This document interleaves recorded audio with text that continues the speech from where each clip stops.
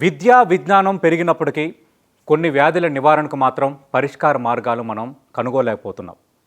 Cancer వచ్చిందంటే చాలు ఒక రకమైన భయం, మన జీవితం ఇక అయిపోయింది అనే ఒక రకమైన భావన. అలాంటి వారికి అభయం ఇస్తున్నారు. ఏమీ జరగదు అన్న ఆశను చిగురింపజేస్తున్న చిగురుపాటి మోహన్ వంశీ గారు ఇప్పుడు మనతో ఉన్నారు. దేశంలోనే పేరెన్నగన్న ఆంకాలజిస్ట్గా ఆయనకి గుర్తింపు ఉంది. అసలు ఈ క్యాన్సర్ కేసులు ఎందుకు పెరిగిపోతున్నాయి? మన ఆహార జీవన నియమాలలో ఎలాంటి మార్పులు తీసుకురావాలి? మన ఫ్యామిలీ మెంబర్స్కి కానీ సొసైటీకి కానీ ఏ విధంగా సెన్సిటైజ్ చేయాలి? వీటితో పాటు మోహన్ వంశీ గారు డే ఎలా స్టార్ట్ అవుతుంది, ఆయన తీసుకునే డైట్ ఏంటి, ఆయన ఎలాంటి జాగ్రత్తలు తీసుకుంటారు, ఇట్లా సమ్మిళితంగా 360 డిగ్రీ కోణంలో మనం మాట్లాడబోతున్నాం. మోహన్ వంశీ గారు ముందుగా నమస్తే సార్. నమస్కారం అండి. సార్, ఇప్పుడు చాలా రకాల వ్యాధులు, చాలా రకాల వైరస్లు, ఎందుకంటే కోవిడ్ వచ్చిన తర్వాత అంటే వైరస్ అంటే ఈ విధంగా ఉంటుందని మా తరంకి తెలిసింది సార్. ఇంకా మీరు కొన్ని చూసి ఉండవచ్చు. ఇప్పుడు క్యాన్సర్, ఒకప్పుడు క్యాన్సర్ అంటే ఎవరో బంధువులకి ఊర్లో ఒకరు క్యాన్సర్ వచ్చి చనిపోయాడంట, లేదంటే క్యాన్సర్ వచ్చి బాధపడుతున్నాడా అంటే చూడటానికి వెళ్ళేవాళ్ళం. అంటే క్యాన్సర్ రోగి ఎలా ఉంటాడు ఏంటి అని అన్నట్టు.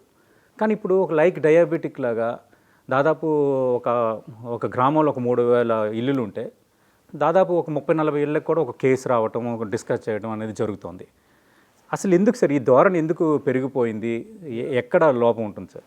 మీరు అన్నట్టు క్యాన్సర్ ఇన్సిడెంట్స్ అంటే క్యాన్సర్ బారిన పడేవారి సంఖ్య క్రమం తప్పకుండా రోజు రోజుకి పెరిగిపోతుందండి. భారతదేశ పాపులేషన్ 1.54 బిలియన్స్ అండి. 1.54 బిలియన్స్కి Indian council for medical research New Delhi వారి ఎస్టిమేట్ ప్రకారం అబౌట్ 1.5 మిలియన్ క్యాన్సర్ పేషెంట్స్ ప్రతి సంవత్సరం డయాగ్నోస్ చేయబడుతున్నారని అంచనా, అంటే కొత్త కేసులు. అదే చైనాస్ పాపులేషన్ ఎంతండి, మనకన్నా ఒక 200,000 తక్కువ, 1.52 బిలియన్స్. కానీ చైనాలో number of cancer cases per annum ఎంత ఉందో తెలుసా అండి? 4.5 మిలియన్. అంటే మనకి 3 times ఎక్కువ. మరి చైనీస్ మనకన్నా హెల్దీ డైట్ తీసుకుంటారు, మరి వారికి ఎందుకు ఎక్కువ వస్తుందంటే కాదు, మన దేశంలో ఇవి under reported. Cancer is not a notifiable disease in India. వాళ్ళు మార్నింగ్ క్యాన్సర్ కేసు చూశాను అనుకోండి, కొత్త కేసు, నేను ఎవరికి నోటిఫై చేయాల్సిన అవసరం లేదు. డయాగ్నోస్ చేసి స్టేజింగ్ చేసి ట్రీట్మెంట్ ఇస్తే సరిపోతుంది. అదే కొత్త కరోనా కేసు చూశాను అనుకోండి, ఇప్పటికీ కూడా వెంటనే మున్సిపల్ అథారిటీస్కి నోటిఫై చేయాలి. నోటిఫైబుల్ డిసీజ్ కాదు కాబట్టి ఇది అండర్ రిపోర్టెడ్. సైంటిస్టులు, డాక్టర్స్ బిలీవ్ చేసేది ఏంటంటే మన భారతదేశంలో కూడా minimum 3 to 4 million new cancer patients ప్రతి సంవత్సరం డయాగ్నోస్ చేయబడుతున్నాయని. ఇది గ్రాస్లీ అండర్ ఎస్టిమేటెడ్. ఇలా క్యాన్సర్ సంవత్సరం పెరిగిపోవడానికి అనేక రకాలైన కారణాలు ఉన్నాయండి. అందులో అతి ముఖ్యమైనది లైఫ్ స్టైల్ అండి. భారతీయుల లైఫ్ స్టైలు, అలాగే ఆయుర్దాయం. మనకి ఇండిపెండెన్స్ వచ్చినప్పుడు భారతదేశీయుల ఆయుర్దాయం 35 సంవత్సరాలు, ఇవాళ 70 పైన ఉందండి. సో వయసు పెరిగే కొలది ఈ జబ్బులే వస్తున్నాయి. ఇంతకుముందు కరోనా వచ్చి చనిపోయేవారు, ప్లేగ్ వచ్చి చనిపోయేవారు, మా చిన్నప్పుడు మసిస్ వచ్చి చనిపోయేవారు, ఆ తర్వాత ట్యూబర్క్లోసిస్, కరోనరీ ఆర్టరీ డిసీజు, పక్షవాతం వచ్చి చనిపోతూ ఉండేవాళ్ళు. ఇప్పుడు అవన్నిటిని మనం కాంకర్ చేసాం. ఇప్పుడు వయసు పెరిగే కొలది ఈ డిసీజెస్ ఎక్కువ చూస్తున్నాం. వయసు పెరిగే కొలది క్యాన్సర్ వచ్చే అవకాశాలు ఎక్కువ ఉంటాయండి. ఇప్పుడు ఉదాహరణకి అమీర్పేట ఏరియాలో ఒక 100 మంది 8 years పైబడిన స్త్రీలు ఉన్నారనుకోండి, వాళ్ళలో 10 మందికి బ్రెస్ట్ క్యాన్సర్ ఉంటుందండి. అలాగే అదే ఏరియాలో 90 ఏళ్ళు పైబడిన స్త్రీలు 100 మంది ఉన్నారనుకోండి, వాళ్ళలో 16 మందికి బ్రెస్ట్ క్యాన్సర్ ఉంటుంది. వయసు పెరిగే కొలది అన్ని రకాల క్యాన్సర్స్ ఇంక్లూడింగ్ బ్రెస్ట్ క్యాన్సర్ వచ్చే అవకాశాలు ఎక్కువగా ఉంటాయి. ఇది ఒక ఇంపార్టెంట్ రీజను. రెండోది లైఫ్ స్టైల్ అండి. భారతీయుల లైఫ్ స్టైల్ మారిపోతుంది. మనం తీసుకునే ఆహారం కానివ్వండి, మనం ఎక్స్పోజ్ అయ్యే పొల్యూషన్ కానివ్వండి, ఎన్విరాన్మెంటల్ పొల్యూషన్ మీరే చూస్తున్నారు, ఢిల్లీలో ఎంత పొల్యూషన్ ఉంటుందో, అలార్మింగ్గా ఉంటుంది. Hyderabad is no less. మనకు కూడా పొల్యూషన్ పెరిగిపోతుంది.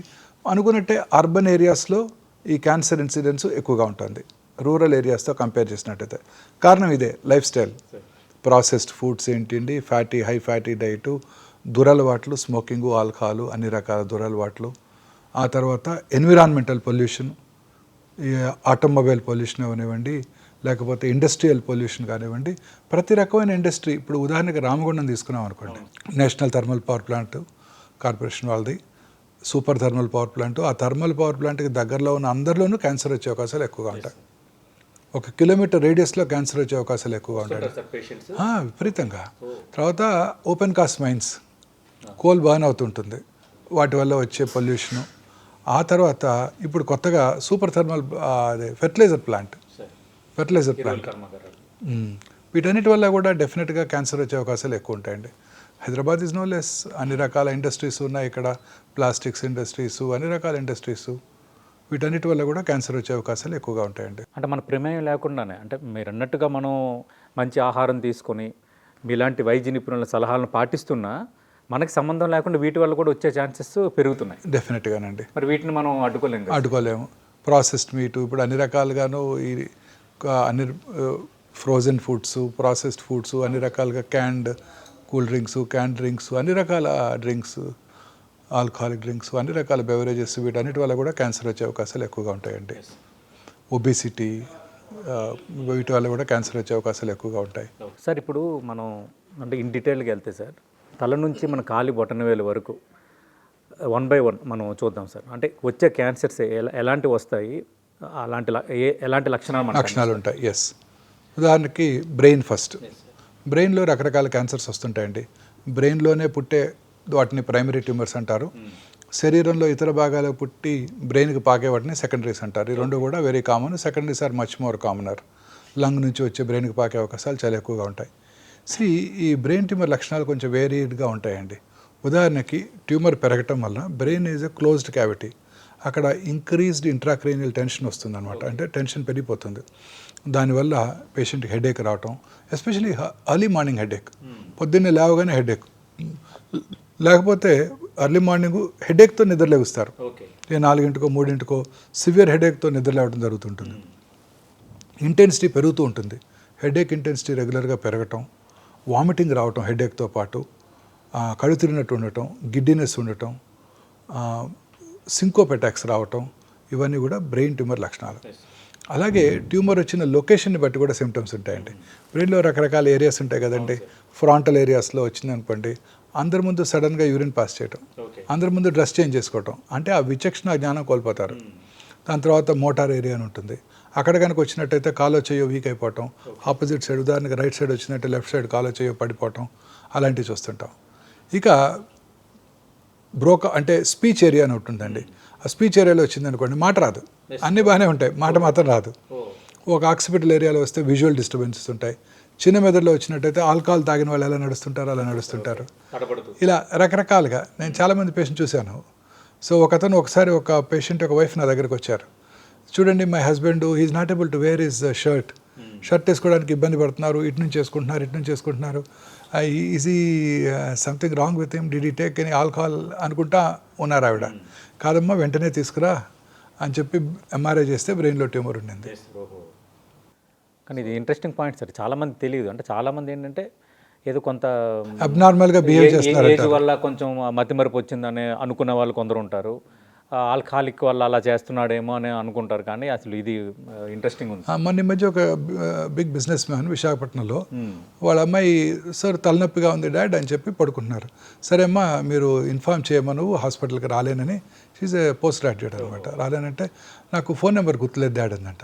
అదేంటి, రోజు నువ్వు వెళ్ళే హాస్పిటల్ ఫోన్ నెంబర్ నీకు గుర్తులేకపోవటం ఏంటి, మీ ప్రొఫెసర్ కన్నా ఫోన్ చేయంటే ఆ నెంబర్ కూడా నాకు గుర్తులేదు అన్నారంట. సో అదేంటి మెమరీ తగ్గిందని వెంటనే ఆయన ఫ్లైట్లో హైదరాబాద్ తీసుకొచ్చి ఎంఆర్ఐ చేయిస్తే బ్రెయిన్లో ట్యూమర్ ఉందండి. సో వేగ్గా మేనిఫెస్ట్ చేస్తుంది సిమ్టమ్స్ అన్నీ. సో ఇంకో పేషెంట్ కూడా చూశాను. కూతురికి ఏదో మ్యారేజ్ జరుగుతుంది. సో ఆయన కొంచెం అబ్నార్మల్గా బిహేవ్ చేస్తున్నారు, తొందరగా కోపం తెచ్చుకుంటున్నారు. ఏమో పెళ్ళి ఇష్టం లేదేమో అనుకుంటున్నారు రిలేటివ్స్ అంతా. చూస్తే బ్రెయిన్లో ట్యూమర్ ఉండింది ఆయనకి.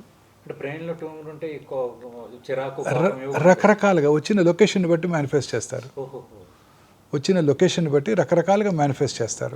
ఓకే, అంటే కేవలం మనం చిరాకు, కోపం, తర్వాత ఈ మతిమరుపు, విచక్షణ కోల్పోయేటట్టుగా ప్రవర్తించడం, వీక్నెస్ రావటం, ట్యూమర్ ఉన్నా కూడా వస్తుంది. ఎస్, ట్యూమర్ ఉన్నా కూడా వస్తుంది. సడన్గా రెగ్యులర్గా ఉండే మనిషి సడన్గా ఎలా అయ్యారంటే మనం క్యాన్సర్ని సూచిస్తుంది. అలాగే oral cancers next commonest cancer. In fact south ఇండియాలో పురుషుల్లో అత్యధికంగా కనబడే క్యాన్సరు ఓరల్ క్యాన్సర్స్. ఈ ఓరల్ క్యావిటీలో అనేక ఆర్గన్స్ ఉంటాయి. లిప్స్, బకల్ మ్యూకోజా, దవడ లోపల భాగము, నాలుక, అంగటి, వీటన్నిటి మీద క్యాన్సర్స్ వచ్చే అవకాశం ఉంటుందండి. ఇన్ఫ్యాక్ట్ సౌత్ ఇండియన్ మెన్లో ఇది కామనెస్ట్ క్యాన్సర్. నోట్లో మానని పుండు, చిన్న చిన్న పుండ్లు అందరికి వస్తుంటాయి, వాటికి అవే తగ్గిపోతుంటాయి, పెయిన్ఫుల్గా ఉంటాయి, నోటిపోతుంటాం, పెయిన్ఫుల్గా ఉంటాయి, తగ్గిపోతుంటాయి. మీకు కూడా వచ్చి ఉంటాయి, టెన్షన్ ఎగ్జామ్ రాసే ముందు చిన్నప్పుడు వచ్చేవి తగ్గిపోతుంటాయి. ఇవి పెయిన్ ఉండవు, క్రమం తప్పకుండా పెరుగుతూ ఉంటాయి. నొప్పి కలిగించవు, అందుకే ఎవరు డాక్టర్ దగ్గరికి రారు, అశ్రద్ధ చేస్తారు. గడ్డలాగా ఉండిపోతుంది, అల్సర్ అండి, పుండులాగా ఉంటుంది. పుండు మార్జిన్స్ కొంచెం మీరు అన్నట్టు గడ్డలాగా కూడా ఉంటాయి, పెరుగుతూ ఉంటాయి, ఎవరు పట్టించుకోరు. నోట్ లోపల ఉంటాయి, భర్తకు ఉన్నట్టు భార్య కూడా తెలియదు. సో అందుకని అందరూ అశ్రద్ధ చేస్తుంటారు. బ్లడ్ రావటం, చిగుళ్ళ నుంచి కానీ అల్సర్ నుంచి కానీ బ్లడ్ రావటం, నోట్లోంచి బ్లడ్ రావటం, అలాగే వైటిష్ ప్యాచ్, కర్డీ వైట్, పెరుగు అంటుకున్నట్టు ఉంటుందన్నమాట, నాలుక మీద, దవడ లోపల భాగం మీద మచ్చలాగా. దాన్ని స్క్రాచ్ చేసినా రాదు, దాన్ని ల్యూకోప్లేకియా అంటారు. కొంతమందికి reddish patch, mulberry red patch అంటారు, ఆ ప్యాచ్ ఉండటం, ఎరుపు తెలుపు మిళితమైన ప్యాచెస్ ఉండటం, ఇది కూడా క్యాన్సర్నే సూచిస్తుందండి. ఇవన్నీ కూడా జాగ్రత్తగా కేర్ఫుల్గా కనిపిస్తాయి. నొప్పి కలిగించవు, ఎటువంటి సిమ్టమ్ ఉండదు, అందరూ అశ్రద్ధ చేస్తారు, చాలా ఇరిటేటింగ్గా ఉంటుంది కొన్నిసార్లు, సిమ్టమ్స్ ఉండవు, వీటిని అశ్రద్ధ చేస్తారు. అలాగే మాటలో స్పష్టత కోల్పోవటం, నాలిక లోపలికి వెళ్ళింది అనుకోండి, నాలిక కండరాలు ఎఫెక్ట్ అయినప్పుడు నాలిక కదలికల వల్లే వాయిస్ వస్తుంది, మాట వస్తుంది. ఆ మాటలో స్పష్టత కోల్పోవటం, బండగా రావటం నాలిక క్యాన్సర్ని సూచిస్తుంది. అలాగే నాలిక వెనకాల భాగంలో క్యాన్సర్ వస్తే feeling of foreign body sensation, ఇప్పుడు నోట్లో నాలిక వెనకాల భాగంలో చిన్న ఒక నట్టు ఉందనుకోండి, బాదం పప్పు ఉందనుకోండి, మింగేస్తే లోపలికి వెళ్ళిపోతుంది. ఈ క్యాన్సర్ ఉన్నప్పుడు ఆ మింగిన కూడా లోపలికి వెళ్ళదు, ఎప్పుడు ఏదో ఫారిన్ బాడీ ఉన్నట్టు ఫీలింగ్ వస్తుంది. అది చాలా important warning signal of tongue వెనకాల భాగం క్యాన్సర్స్. ఇంకా కిందకి వెళ్తే స్వరపేటిక్ క్యాన్సర్స్. ఇప్పుడు ఇవన్నీ చాలా ఇంట్రెస్టింగ్గా ఉన్నాయి సార్, ఎందుకంటే ఈ నాలుక క్యాన్సరు, నోట్లో క్యాన్సర్ కేవలం ఈ కైని గుట్కాలు తింటేనే వస్తుంది అన్నది ఇప్పటివరకు ఉన్నది సార్. కానీ అంటే ఈ రీజన్స్, అంటే ఇలాంటి లక్షణాలు కనిపించినా అవి క్యాన్సరే అనటం అనేది ఇంట్రెస్ట్. కైని గుట్కా తినే వాళ్ళలో క్యాన్సర్ ఖచ్చితంగా వచ్చే అవకాశాలు ఎక్కువగా ఉంటాయండి. తినని వాళ్ళు కూడా చూస్తుంటాం, తినని 16 ఏళ్ళ ఆడపిల్ల కూడా చూశాను. సో తినని వాళ్ళలో కూడా ఇలాంటి సిమ్టమ్స్ వస్తే అశ్రద్ధ చేయకూడదు, తినేవాళ్ళు అయితే తప్పకుండా అశ్రద్ధ చేయకూడదు, వాళ్ళు ఖచ్చితంగా చూపించుకోవాలి. రెగ్యులర్గా తినేవాళ్ళు అయితే ఇమీడియట్గా మానేయాలి. ఒక 30-40 ఏళ్ళు కనుక తిన్నట్టయితే ఏమి సిమ్టమ్స్ లేకపోయినా 6 నెలలకు ఒకసారి దగ్గరలో ఉన్న వారి ఫిజిషియన్ అంటే వారి ఫ్యామిలీ డాక్టర్ని సంప్రదించి ఒకసారి చెక్ చేయించుకోవటం చాలా ఇంపార్టెంట్. సార్ అంటే బ్రషింగ్కి క్యాన్సర్కి ఏమైనా సంబంధం ఉంది సార్? బ్రషింగ్ సరిగ్గా మనం చేయకపోయినా, అంటే ఈ ఓరల్ హైజీన్గా దీన్ని మెయింటైన్ చేయకపోయినా కూడా ఇలాంటికి అవకాశం ఉందా? అన్లైక్లీ అండి. బ్రష్ సరిగ్గా చేసుకోకపోతే ఈ మధ్య కొత్తగా హార్ట్ అటాక్ వచ్చే అవకాశాలు ఎక్కువ ఉంటాయంటున్నారు. ఎస్, ఇది chronic inflammation, any inflammation for that matter, ఎక్కడైనా సరే క్రానిక్ పుండు, చిగుళ్ళలో పుళ్ళు రావటం, వీటి వల్ల కూడా ఈ క్రానిక్ ఇన్ఫ్లమేషన్ వల్ల కర్నరీ ఆర్టరీస్లోను, బ్రెయిన్లోను, రక్తనాళాల్లో రక్తం గడ్డగట్టే ప్రమాదం ఎక్కువగా ఉంటుందండి.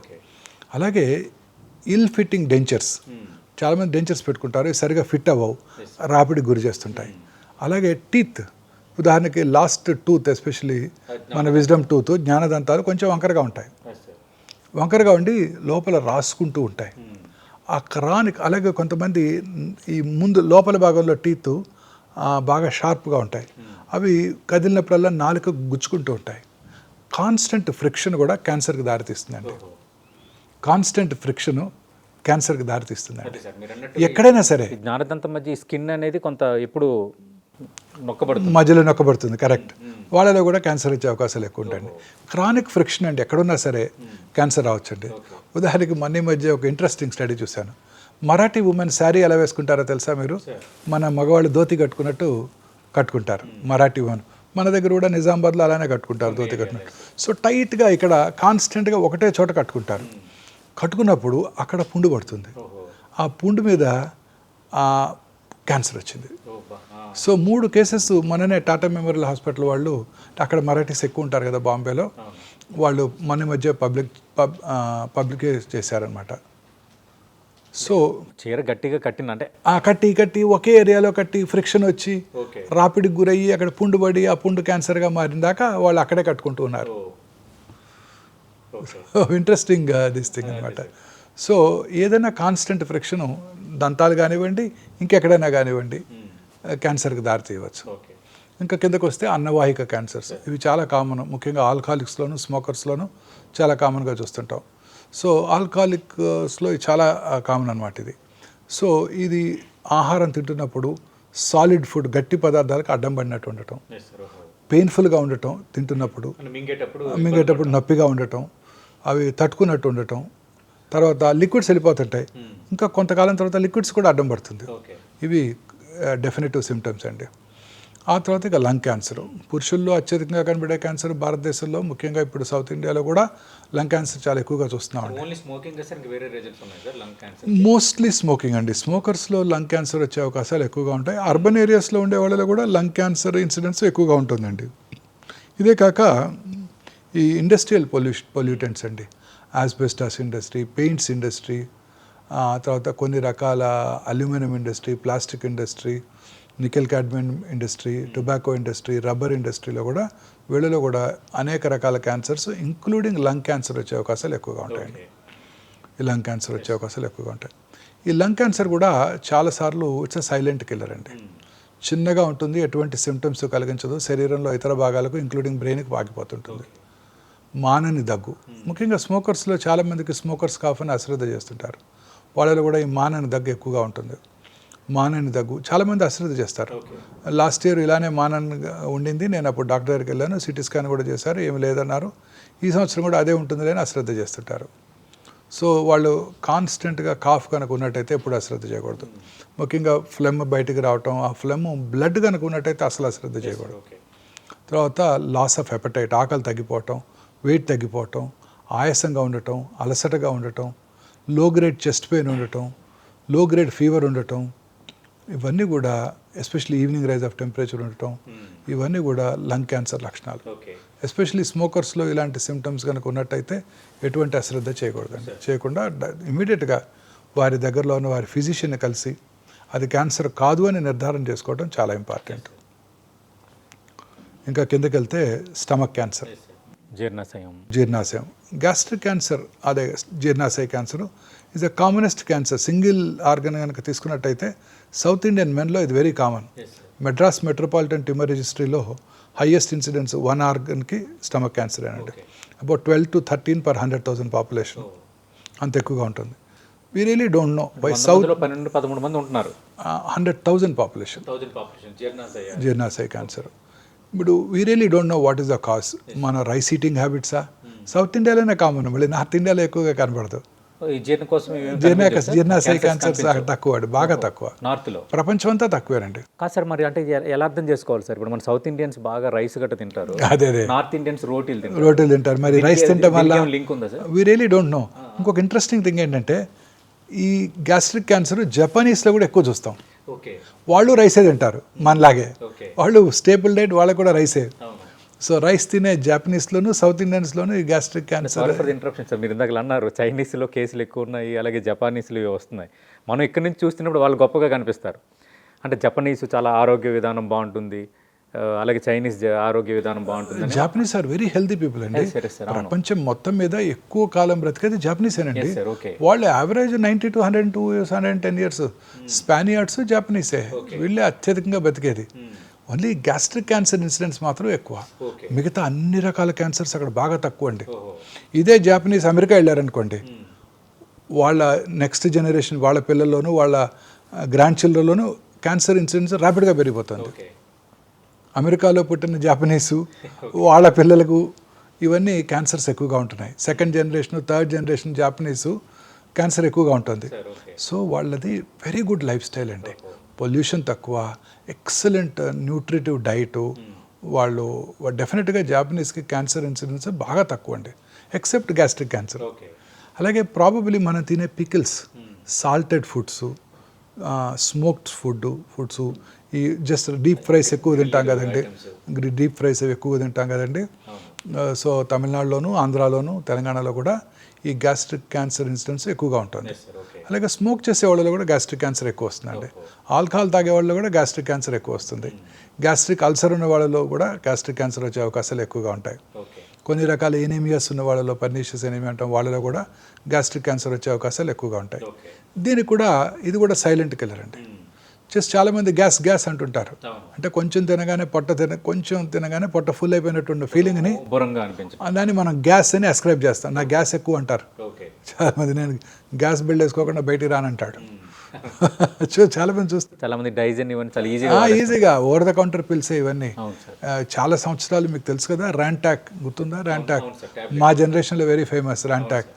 ఈ ర్యాంటాక్ సిమిటిడిన్ రాకముందు మేము రోజు ఒక సర్జరీ చేసేవాళ్ళం అల్సర్కి, పాండిచేరిలో ఉండగా మేము చదువుకునేటప్పుడు. ఈ ర్యాంటాక్ వచ్చాక గ్యాస్ట్రిక్ డియోడినల్ అల్సర్ తగ్గిపోయింది, బాగా తగ్గిపోయిందండి. సో లేకపోతే ప్రతి సర్జికల్ యూనిట్లోనూ ఫస్ట్ కేసు ఇదే ఉంటుంది. జీజే అంటారు, ట్రంకల్ వెగాటమీ గ్యాస్ట్రోజెనస్టమీ, డియోడినల్ అల్సర్కి చేసే ఆపరేషన్. ఈ ర్యాంటాక్ వచ్చాక బాగా తగ్గిపోయిందండి. ఓవర్ ద కౌంటర్ ర్యాంటాక్ కామన్గా దొరికేది. ఇప్పుడు కొత్తగా తెలిసింది ఏంటంటే ఆ ర్యాంటాక్ ఎక్కువగా పడితే క్యాన్సర్ వస్తుందని. ఇప్పుడు బ్యాన్ చేస్తారు ఇండియన్ గవర్నమెంట్.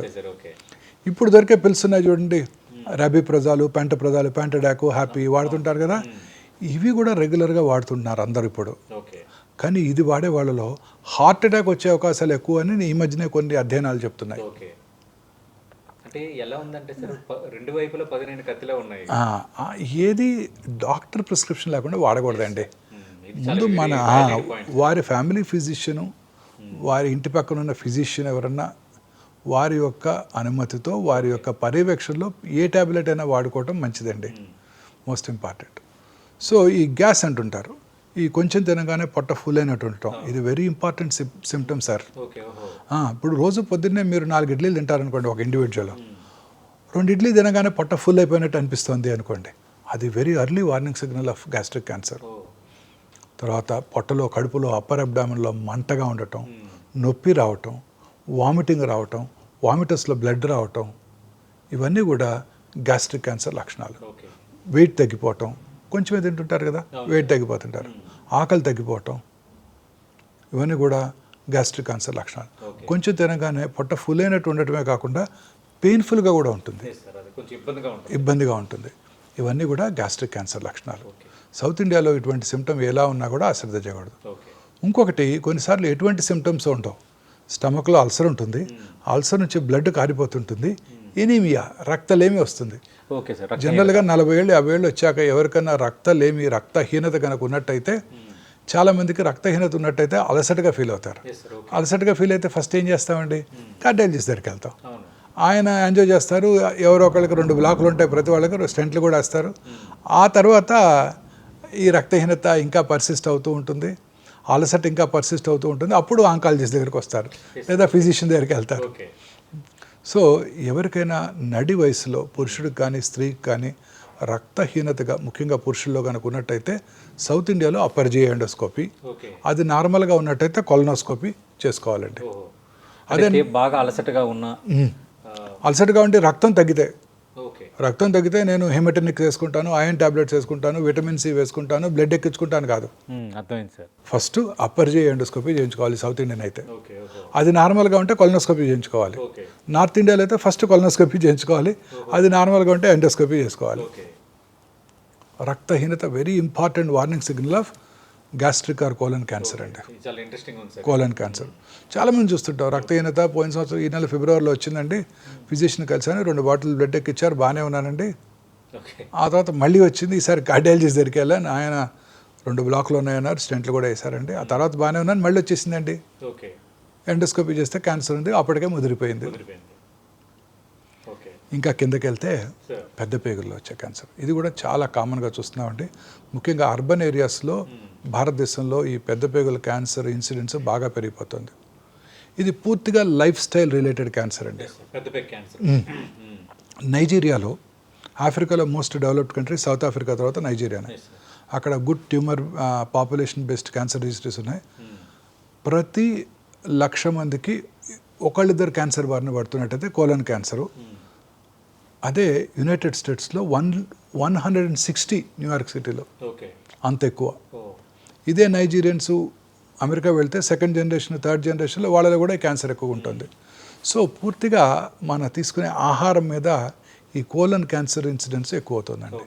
స్మోకర్స్లోను, ఆల్కహాల్ తాగే వాళ్ళలోను, ప్రాసెస్డ్ ఫుడ్స్ ఎక్కువ తీసుకునే వాళ్ళలోను, ఫైబర్ ఫుడ్ తక్కువగా తీసుకునే వాళ్ళలోను ఈ క్యాన్సర్ ఎక్కువగా చూస్తుంటాం. అది ఒక ఇంట్రెస్టింగ్ హైపోథసిస్ ఉందండి. ఇప్పుడు మనం ఇండియన్స్ ఫైబర్ ఎక్కువగా తింటాం, రోజు ఒకసారి మోషన్ పాస్ చేస్తాం ఖచ్చితంగా. పాస్ అవ్వకపోతే మనకి ఇబ్బందిగా ఉంటుంది ఆ రోజంతా, అన్ఈజీగా ఉంటుంది మనందరికీ. ఈ వెస్ట్రన్ కంట్రీస్లో వాళ్ళు ఫైబర్ ఎక్కువ తీసుకోరు, రఫేజ్ తక్కువ ఉంటుంది. వాళ్ళు వారానికి 2-3 సార్లే పాస్ చేస్తారు మోషన్. సో ఈ పేగులో ఆ అన్డైజెస్టెడ్ ఫుడ్ ఎక్కువ కాలం నిల్వ ఉంటుంది. నిల్వ ఉన్నప్పుడు అందులో ఉన్న కార్సినోజెన్స్ ఆ పేగు మ్యూకోజా మీద పనిచేసి క్యాన్సర్ వస్తుందని ఒక నమ్మకం చాలామందిలో. సో రెగ్యులర్గా మోషన్ పాస్ చేస్తే ఆ ఎక్స్పోజర్ టైం తగ్గిపోతుంది. అంటే రెగ్యులర్గా మోషన్ అవ్వటం అనేది కూడా చాలా కీలకం. చాలా కీలకం అండి, చాలా కీలకం. సో ఫైబర్ ఎక్కువ తీసుకుంటే మీకైనా నాకైనా రెగ్యులర్గా మోషన్ అయిపోతుంది. 2 అరటిపళ్ళు 2 యాపిల్స్ తిన్నాం అనుకోండి, చక్కగా నెక్స్ట్ మార్నింగ్ ఫ్రీగా మోషన్ అయిపోతుంది. ఒక మంచి అలవాటుగా అలవర్చుకోవాలి అందరూ కూడా. సార్ ఎక్కువగా ఈ మధ్యకాలంలో ఈ ఫ్రాంక్రైసిస్ క్యాన్సర్ అంటున్నారు కదా సార్, అది ఎందుకు? Pancreatic cancer, liver cancer. Pancreatitis అనేది ఒక ఇంపార్టెంట్ ఆర్గన్ అండి. ఇన్సులిన్ ఉత్పత్తి చేస్తుంది, రకరకాల డైజెస్టివ్ ఎంజైమ్స్ కూడా ఉత్పత్తి చేస్తుంది. ఈ ప్యాంక్రియాటిక్ క్యాన్సర్ ఇన్సిడెన్స్ పెరుగుతుంది మనకి. ఇప్పుడు మీరు చూసినట్టయితే Steve Jobs iPhone inventor, movie artist Irrfan Khan, సైనికుడు అనే తెలుగు సినిమాలో విలన్గా యాక్ట్ చేశారు ఆయన. వాళ్ళిద్దరు కూడా ప్యాంక్రియాటిక్ క్యాన్సర్తోనే కాలం చేయడం జరిగింది.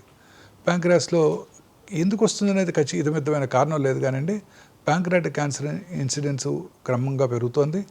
Plus pancreatic cancer silent killer అండి, ఎటువంటి సిమ్టమ్స్ కలగజేయదు. శరీరంలో ఇతర భాగాలుగా పాకిపోయిన తర్వాతనే డయాగ్నోస్ చేయబడుతుంది. సో అందువల్ల మోర్టాలిటీ చాలా ఎక్కువగా ఉంటుంది. మీరే చూసారు కదా స్టీవ్ జాబ్స్. శరీరంలో ఎక్కడైనా క్యాన్సర్ స్టార్ట్ అయింది అనేది మనం ముందు ఫైండ్ అవుట్ చేసుకోలేము సార్. అంటే బయటికి బాగా బయటికి లక్షణాలు పూర్తిగా కనిపించాలి. మొన్న మధ్య ఈ బిల్ గేట్స్ గారుతో జెరోదా CEO మిస్టర్ నిఖిల్ కామత్ ఒక పోడ్కాస్ట్ చేశారు. ఆయన CEO గారు అడుగుతారు నిఖిల్ కామత్ గారు బిల్ గేట్స్ గారిని, మీరు ఏ రకమైన జాగ్రత్తలు తీసుకుంటారు, అలాగే ఈ యంగ్ ఆంటర్ప్రినర్స్కి మీరు ఏమైనా సలహా ఇస్తారా? ఆయన అప్పుడు చెప్తారు, ఎస్, రెగ్యులర్గా చెకప్ చేయించుకోవటం, వైటమిన్స్ రెగ్యులర్గా తీసుకోవటం, ఎందుకంటే there is no downside. Third and most important test ఒకటి చెప్పారు ఆయన చెప్పిన పేరు గ్రెయిల్ టెస్ట్ అని. గ్రెయిల్ అనే కంపెనీ చేసే టెస్ట్. తద్వారా అనేక రకాల క్యాన్సర్స్ని ఈ ట్రెడిషనల్ డయాగ్నోస్టిక్ టెక్నిక్స్ డయాగ్నోస్ చేయకముందే ముందుగానే పట్టుకుంటాము. ఆ టెస్టు మా అమెరికాలో ఇన్సూరెన్స్ కంపెనీస్ కవర్ చేస్తున్నాయి. I don't know about India, కొంచెం ఎక్స్పెన్సివ్ టెస్ట్. అది కనుక చేయించుకున్నట్టయితే ఖచ్చితంగా మనం క్యాన్సర్ రావటాన్ని ముందుగా పసిగట్టేయచ్చు. క్యాన్సర్ వచ్చిన తర్వాత దాన్ని పట్టుకోవడం లేట్ అయిపోతుంది, చివరి స్టేజ్కి వచ్చేస్తున్నాం. రాకముందే క్యాన్సర్ వస్తుంది అని కనుక తెలుసుకున్నట్టయితే దానికి తగు పరీక్షలు చేయించుకున్నట్టయితే మనం క్యాన్సర్ని నివారించుకోవచ్చు. ఇదే టెస్ట్ ఇక్కడ ఈ లాంజివిటీ లాంజ్లోనే అందుబాటులోకి తేవడం జరిగిందండి. ఇదేంటంటే వెరీ ఇంట్రెస్టింగ్ థింగ్ అండి. మన బాడీలో అబౌట్ 22,000 ప్రోటాన్ కోడింగ్ జీన్స్ ఉంటాయి. ఇందులో 500 to 600 ఆంకోజీన్స్ ఉంటాయి. ఆంకోజీన్స్ అంటే తెలుగులో క్యాన్సర్ కారక జన్యువులు. ఈ వీటిలో వచ్చే మ్యూటేషన్ వల్లే క్యాన్సర్ వస్తుంది అని సైంటిస్టులు ఇప్పుడు గట్టిగా నమ్ముతున్నారు. దీన్నే ఫౌండేషన్ 1 టెస్టింగ్ అని కూడా అంటారు. అంటే వీటిలో వచ్చే మ్యూటేషన్ వల్లే ఈ క్యాన్సర్ వస్తుంది. ప్రతి క్యాన్సర్కి కూడా కాంప్రహెన్సివ్ జీనోమిక్ ప్రొఫైలింగ్ చేయించుకున్నట్టయితే ఏ మ్యూటేషన్ వల్ల క్యాన్సర్ వచ్చిందో తెలుసుకోవచ్చు. 1 లేక 2-3 మ్యూటేషన్లు కూడా ఉండొచ్చు కొన్ని రకాల క్యాన్సర్స్కి. బట్ వాటిలో డ్రైవర్ మ్యూటేషన్ అని ఒకటి ఉంటుంది. ఆ మ్యూటేషన్ని టార్గెట్ చేసే మందులు ఏమన్నా ఉంటే అది ఇస్తే క్యాన్సర్ కంట్రోల్ అవుతుంది కూడా ఇప్పుడు మనం గట్టిగా నమ్ముతున్నాం. కానీ ఆ మ్యూటేషన్ని ట్రిగ్గర్ చేసే ఎగ్జోమ్స్ అని ఉంటాయి. వాటిని కనుక మనం ముందుగా ఐడెంటిఫై చేసినట్టయితే 77 రకాల క్యాన్సర్స్ని మనం క్యాన్సర్ రాకముందే సింపుల్ బకల్ స్మియరో లేకపోతే బ్లడ్ టెస్ట్ ద్వారానో చెప్పేయచ్చు. స్వాబ్ టెస్ట్ ఇప్పుడు మీరు వాళ్ళ స్వాబ్ టెస్ట్ చేయించుకున్నట్టయితే మీకు ఒక 3 వారాల్లో రిపోర్ట్ వస్తుంది. 3 వారాల్లో నెక్స్ట్ 1 hour పెయిన్ఫుల్ టెస్ట్ కూడా కాదు. నెక్స్ట్ 1 to 2 yearsలో మీకు క్యాన్సర్ వచ్చే అవకాశాలు ఎంత, ఏ క్యాన్సర్లు వచ్చే అవకాశం ఉంటుంది. ఉదాహరణకు ఒక ఇండివిజువల్కి ప్రాస్టేట్ క్యాన్సర్ వస్తుంటే రెగ్యులర్గా 1-2 నెలలకు ఒకసారి PSA టెస్ట్ చేయించుకోవడం, సింపుల్ అల్ట్రాసౌండ్ టెస్ట్ చేయించుకోవడం, క్లినికల్ ఎగ్జామినేషన్ చేసుకోవడం, తద్వారా క్యాన్సర్ అవడానికి ముందుగా పసిగట్టి ఎర్లీగా వచ్చినప్పుడే ట్రీట్మెంట్ తీసేసుకోవచ్చు. అలా అన్ని 77 రకాల క్యాన్సర్స్కి ఇప్పుడు రావటాన్ని ముందుగా పసిగొట్టే టెస్ట్ ఫస్ట్ టైం ఇండియాలో ఇక్కడే అందుబాటులోకి తీసుకురావడం జరిగింది. తెచ్చారు ఈ లాంజివిటీ లాంజ్లోనే తీసుకురావడం జరిగింది. అదే మీరు ప్యాషన్గా దీన్ని ఎలాగని దీన్ని లెక్క తేల్చాలని మీరు డిసైడ్ అయ్యారు. దీని ద్వారా మనం చాలా ఈజీగా క్యాన్సర్ రావటాన్ని ముందుగా పసిగట్టవచ్చు. వెరీ ఇంట్రెస్టింగ్ థింగ్ అనమాట. మనం ముందుగానే చెప్పవచ్చు. ప్యాంక్రియాటిక్ క్యాన్సర్ అంటే మీరు ఒక సినిమా చూసారా, దళపతి విజయ్, తమిళ ఆర్టిస్ట్ వారీసు. అందులో ఆయన ఫాదర్ మిస్టర్ శరత్ కుమార్, ఆయనకి మిస్టర్ ప్రభు వచ్చి చెప్తారు, ఆయన ఫ్యామిలీ డాక్టర్ ఫ్రెండ్ కూడా, మీకు అడ్వాన్స్డ్ ప్యాంక్రియాటిక్ క్యాన్సర్ ఉంది, మీకు 6 నెలలే లైఫ్ ఉందని చెప్తాడు ఆయన. గుర్తుంది కదండి. ఇక ఆ తర్వాత మూవీ స్టార్ట్ అవుతుంది. అలాంటివి రాకుండా ముందుగానే చెప్పేయచ్చు. సో 6 నెలలే లైఫ్ ఉందని చెప్పకుండా ఈ టెస్ట్ కనుక ఆ మూవీలో ఆ హీరో కనుక చేయించుకున్నట్టయితే, లేదా స్టీవ్ జాబ్స్ ముందే చేయించుకున్నట్టయితే, ఈ జబ్బు రావటాన్ని ముందుగా పసిగట్టినట్టయితే అర్లీ స్టేజ్లోనే దాన్ని మనం గుర్తించి క్యూర్ చేసుకునే అవకాశం ఉంటుందన్నమాట. సార్ అదేంటి సార్, అంటే అది కొంచెం expensive sir? It cost about 1 lakh అండి, 1 lakh rupees. But definitive testing అండి. దిస్ ఇస్ ద ఫ్యూచర్ అండి. Need of our this is the future అండి, ఫ్యూచర్ ఆఫ్ ఆంకాలజీ. ఎందుకంటే క్యాన్సర్ రావటాన్ని ముందుగా పసిగట్టినట్టయితే దానికి కావాల్సిన టెస్టులు చేయించుకొని అర్లీగా గుర్తించి ట్రీట్మెంట్ తీసుకుంటే క్యూర్ అయ్యే అవకాశాలు ఎక్కువగా ఉంటాయి. లేకపోతే ఎంతమంది పెద్ద పెద్ద వాళ్ళు మీరు ఎంతమంది చూసారు, రిషి కపూరు, ఎంతోమంది క్యాన్సర్ బారిన పడి చనిపోవటం జరిగింది. సో అందువల్ల ఇప్పుడు అదొకటే మనం కాంకర్ చేయలేంది. ఈ టెస్ట్ లో ఏమేమి చేస్తారు సార్? అంటే స్వాబ్ అంతే, నేను ఇంకేం అవసరం లేదు. Simple swab test, simple swab test. See the future is like this అండి, ఇట్స్ ఆల్ జెనోమిక్స్ అండి. ఇప్పుడు ఫర్ ఎగ్జాంపుల్ ఒక ఇండివిజువల్ కి ఇప్పుడు మీరు చూస్తున్నారు రోజు 30 ఏళ్ళ వాళ్ళు, పునీత్ రాజ్ కుమార్ ఫేమస్ ఆర్టిస్ట్ 42 ఏళ్ళకి రెగ్యులర్గా ఎక్సర్సైజ్ చేస్తూ ఒక పొద్దున్నే లేసి కాలం చేయడం జరిగింది. ఒక senior minister in Andhra Pradesh cabinet, perfectly fit man, just morning breakfast చేయడానికి 7 గంటలకు అలా వచ్చి కూర్చొని టక్కన పడిపోయారు. రోజు చూస్తూనే ఉన్నాం. 9 ఏళ్ళ పిల్ల జస్ట్ క్లాస్లో టక్కన కూలిపోయింది. ఇలా అనేక రకాలుగా చాలామంది యంగ్స్టర్స్ ఈ హార్ట్ అటాక్ బారిన పడుతున్నారు. సడన్ కార్డియాక్ డెత్ అంటాం. దీన్ని కూడా ముందుగా ప్రెడిక్ట్ చేయవచ్చు. ఎవరికి సడన్ కార్డియాక్ డెత్ వస్తుంది, ఎవరికి పక్షవాతం వచ్చే అవకాశం ఉంది, బ్రెయిన్ స్ట్రోక్, ఎవరికి అల్జీమర్స్ డిసీజ్ వచ్చే అవకాశం ఉంది, ఎవరికి మల్టిపుల్ స్క్లెరోసిస్ వచ్చే అవకాశం ఉంది. వాటిని ప్రివెంట్ చేయడానికి మనం ఎటువంటి జాగ్రత్తలు తీసుకోవాలో కూడా ఈ టెస్ట్ ద్వారా తెలుసుకోవచ్చు. ఇదే కాదండి, ఉదాహరణకి క్రికెట్లో 20 overs మ్యాచ్, లాస్ట్ ఓవర్ ఎవరు బ్యాటింగ్ చేయాలి, ఎవరికి ఆ ప్రెషర్ మీద బక్కలు అవ్వకుండా ఉంటారు, తట్టుకొని ఆడగలరు, ఎవరు లాస్ట్ ఓవర్ బౌల్ చేయాలి. ఉదాహరణకి మన ఇండియన్ కెప్టెన్గా ఎవరు ఉండాలి, అంటే ప్రెషర్ తట్టుకొని రెసిలియన్స్తో పట్టుదలతో ఎవరు నడిపించేది. ఇవన్నీ కూడా జెనెటికల్లీ మోటివేటెడ్ అండి. మీకు మీ చిన్నప్పుడు మీకు గుర్తుందో లేదో, ఇయాన్ బోథమ్ పేరు విన్నారా? ఆయన అప్పుడు English cricket team is one of the finest allrounders cricket has ever produced. So ఈయన స్పీక్ ఫామ్ ఆయన క్యాప్టెన్ చేశారు. ఆస్ట్రేలియా వాళ్ళు వచ్చారు యాషెస్ ఆడటానికి, ఇంగ్లాండ్ ఆడారు యాషెస్ సిరీస్. మొదటి 2 టెస్టులు ఓడిపోయారు ఆయన, ఇయాన్ బోథమ్ క్యాప్టెన్సీలో. So he bowled well and he batted well, still they lost. తర్వాత మైక్ బ్రేయర్లీ అని అంతకుముందు క్యాప్టెన్ని తీసుకొచ్చారు. అతనికి ప్లేస్ కూడా లేదు, ఫస్ట్ 11లో ప్లేస్ కూడా లేదు ఆయనకి. ఆయన తీసుకొచ్చారు క్యాప్టెన్గా. ఆయన గ్రేట్ మోటివేటర్. నెక్స్ట్ 3 టెస్టులు ఇంగ్లాండ్ గెలిచేసింది.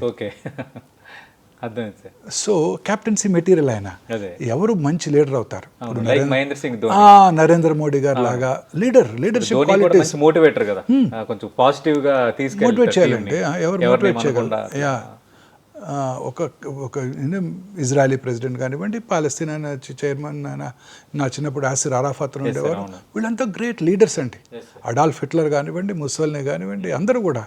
మహాత్మా గాంధీ ఏముందండి, ఎంత 100 కోట్ల మంది ప్రజల్ని ఒక తాటి మీద నడిపించి ఇండిపెండెన్స్ తీసుకొచ్చారు, మోటివేట్ తీసుకొచ్చారు. లీడర్షిప్. కొంతమంది ఎందుకు లీడర్షిప్ షైన్ అవుతున్నారు, అది ఇంపార్టెంట్ అండి. ఆ లీడర్షిప్ క్వాలిటీ కూడా జెనెటికల్లీ మోటివేటెడ్. మీరు నేను లీడర్ అవ్వలేము, నేను ఎప్పుడు లీడర్ కాలేదు అనుకుంటాను, ఎప్పుడు కూడా ఒక్కసారి కూడా క్లాస్ లీడర్ అవ్వలేకపోయాను. నాలో లీడర్షిప్ క్వాలిటీస్ లేవు. సో లీడర్షిప్ క్వాలిటీస్ ఉన్నవాళ్ళు అలా ఎదిగిపోతారు. ఇప్పుడు మన ముఖ్యమంత్రి గారు కానివ్వండి, పాత ముఖ్యమంత్రి గారు కానివ్వండి, కేసీఆర్ గారు కానివ్వండి, ఒక స్ట్రగుల్ని నడిపి 13 ఏళ్ళు దాన్ని నడిపి ప్రజా ఉద్యమాన్ని నడిపి సాధించారు. అది లీడర్షిప్ క్వాలిటీస్. ఈ లీడర్షిప్ క్వాలిటీ అనేది కూడా జెనెటికల్లీ మోటివేటెడ్. అది కూడా మనం కనుక్కొని వాటిని మాడిఫై కూడా చేయవచ్చు. ఓకే, ఈ జెనెటిక్ టెస్టింగ్ చేయించుకోవడం ద్వారా అందుబాటులోకి వచ్చేసింది. కానీ క్యాన్సర్ కూడా ఇలా వచ్చింది అనడం చాలా హ్యాపీగా ఉంది సార్. ఎందుకంటే క్యాన్సర్ అనేది మిగతా వ్యాధులు అంతా ఒక ఎత్తు, క్యాన్సర్ ఒక ఎత్తు, దాన్ని ఇంకేం చేయలేము, అది ఒక పెనుభూతం, దాన్ని మనం ఇంక జయించడం ఎవరి వల్ల కాదనే ఫీలింగ్ అందరిలో ఉంది. అందుకు క్యాన్సర్కి మందులు దొరుకుతాయా, ఎప్పుడు మందు వస్తుందా అనేది అనుకుంటారు. అసలు ఉన్నాయి సార్ క్యాన్సర్కి జయించే మందులు వచ్చాయా? వచ్చేస్తాయండి. It's matter of time. Okay, matter of time. నేను అనుకోలేదు అంత తొందరగా వస్తాయని. ఇప్పుడు రీసెర్చ్ అంతా కూడాను క్యాన్సర్ని ఎలా కంట్రోల్ చేయాలన్న దాని మీదే ఉందండి. ఇప్పుడు అనేక రకాల జెనెటిక్ మ్యూటేషన్స్ని ఐడెంటిఫై చేసి ఆ మ్యూటేషన్స్ని టార్గెట్ చేసే మెడిసిన్స్, అలాగే ఇమ్యూనోథెరపీ, మన ఓన్ ఇమ్యూనిటీని పెంచడం. ఇప్పుడు మన బాడీలో ఇమ్యూనిటీ ఉంటుందండి, మీకు నాకు కూడా. దాన్ని రెండు రకాలుగా ఉంటాయి. Be cell mediated immunity, T cell mediated immunity అంటాం. ఈ టీ సెల్స్ని సెల్యులార్ ఇమ్యూనిటీ అంటారు, టీ సెల్స్ని కిల్లర్ సెల్స్ అని కూడా అంటారు. మన బాడీలోకి ఏదైనా ఫారిన్ బాడీ వచ్చిందనుకోండి, అది వైరస్ కానివ్వండి, కరోనా వైరస్ కానివ్వండి, టీబీ బ్యాక్టీరియా కానివ్వండి, మామూలు ఫ్లూ వైరల్ ఇన్ఫెక్షన్ కానివ్వండి, లేకపోతే ఫారిన్ బాడీ ఏదన్నా. ఇప్పుడు ఫర్ ఎగ్జాంపుల్ ఒక ఇండివిజువల్కి కిడ్నీ ట్రాన్స్ప్లాంట్ చేసామనుకోండి, ఏమవుతుంది, వాళ్ళ body mounts and immune response ఆ ట్రాన్స్ప్లాంట్ చేసిన ఆర్గన్ని రిజెక్ట్ చేస్తుంది. ఆ రిజెక్ట్ చేయకుండా వాళ్ళు ఇమ్యూనోసప్రెసివ్ థెరపీ ఇస్తారు ప్రతి పేషెంట్కి. కిడ్నీ ట్రాన్స్ప్లాంట్ కానివ్వండి, హార్ట్ ట్రాన్స్ప్లాంట్ కానివ్వండి, లివర్ ట్రాన్స్ప్లాంట్ కానివ్వండి. అలాగే క్యాన్సర్ కణం వచ్చినప్పుడు కూడా మన body mounts immunity and it kills that cancer cell. కానీ cancer cells are much smarter than scientist, human beings. అవేం చేస్తాయి, ఈ ఇమ్యూనిటీ పెరగకుండా ఆ టీ సెల్ని మాస్క్ చేస్తాయి, బ్లాక్ చేస్తాయి. అంటే ఈ టీ సెల్ క్యాన్సర్ సెల్ని ఫారిన్ సెల్గా పర్సీవ్ చేయదు, గుర్తించదు. అప్పుడు ఇమ్యూనోథెరపీ అంటే ఏంటంటే ఆ క్యాన్సర్ సెల్లు ఆ టీ సెల్ని మాస్క్ చేయకుండా, బ్లాక్ చేయకుండా కాపాడుతుంది, అన్మాస్క్ చేస్తుంది. అప్పుడు టీ సెల్ వెళ్ళి క్యాన్సర్ సెల్ని చంపేస్తుంది. What a natural way of killing the cancer cell. ఇది చాలా రకరకాల ఇమ్యూనోథెరపీ మాలిక్యూల్స్ అనేక రకాల క్యాన్సర్స్కి ఇప్పుడు ఆల్రెడీ మనకు అందుబాటులోకి వచ్చేసాయి. కాకపోతే పేటెంట్ లాస్ వలన మన India is a signatory to intellectual property rights treaty కాబట్టి మనకి ఇప్పుడు అవి అందుబాటులో లేవు, ఇంపోర్ట్ చేసుకోవాల్సి వస్తుంది, అవి ఎక్స్పెన్సివ్గా ఉంటున్నాయి. ఫ్యూచర్లో ఇవన్నీ కూడా నెక్స్ట్ 4 to 5 yearsలో ఇండియాలో అందుబాటులోకి వస్తే చాలా రకాల క్యాన్సర్స్కి వినబోతున్నాం, జయించబోతున్నాం ఖచ్చితంగా. Not more than a decade. మనం ఎలా అయితే కరోనాని జయించామో, కరోనరీ ఆర్టరీ డిసీజ్ని కాంకర్ చేసామో, దీన్ని కూడా చేసేస్తామండి. ఓకే సార్, ఇంకా ఆ తర్వాత మనం ఇప్పుడు పొట్టభాగం అన్నీ, ఆ తర్వాత వచ్చే క్యాన్సర్స్ అండి, మూత్రాశయం, పెద్ద పేగు క్యాన్సర్స్, మోషన్లో బ్లడ్ పట్టడం, మోషన్ పాస్ చేసిన తర్వాత బ్లడ్ రావటం, పాస్ చేయకముందు రెడ్ కలర్ బ్లడ్ రావటం, మోషన్ యొక్క క్యాలిబర్ తగ్గటం, అంటే లావుగా వస్తుంది, టూత్ పేస్ట్ లాగా వచ్చింది అనుకోండి, that means there is a tumour blocking it. Motion pass చేశాక మనందరికీ ఒక మంచి ఫీలింగ్ ఉంటుంది. మోషన్ చక్కగా పాస్ చేశాక కూడా ఇంకా లోపల ఏదో ఉన్నది అన్న ఫీలింగ్ అనుకున్నట్టయితే అది రెక్టల్ క్యాన్సర్ కావచ్చు. ఫీలింగ్ ఆఫ్ ఇన్కంప్లీట్ ఎవాక్యుయేషన్ అదొక సిమ్టమ్.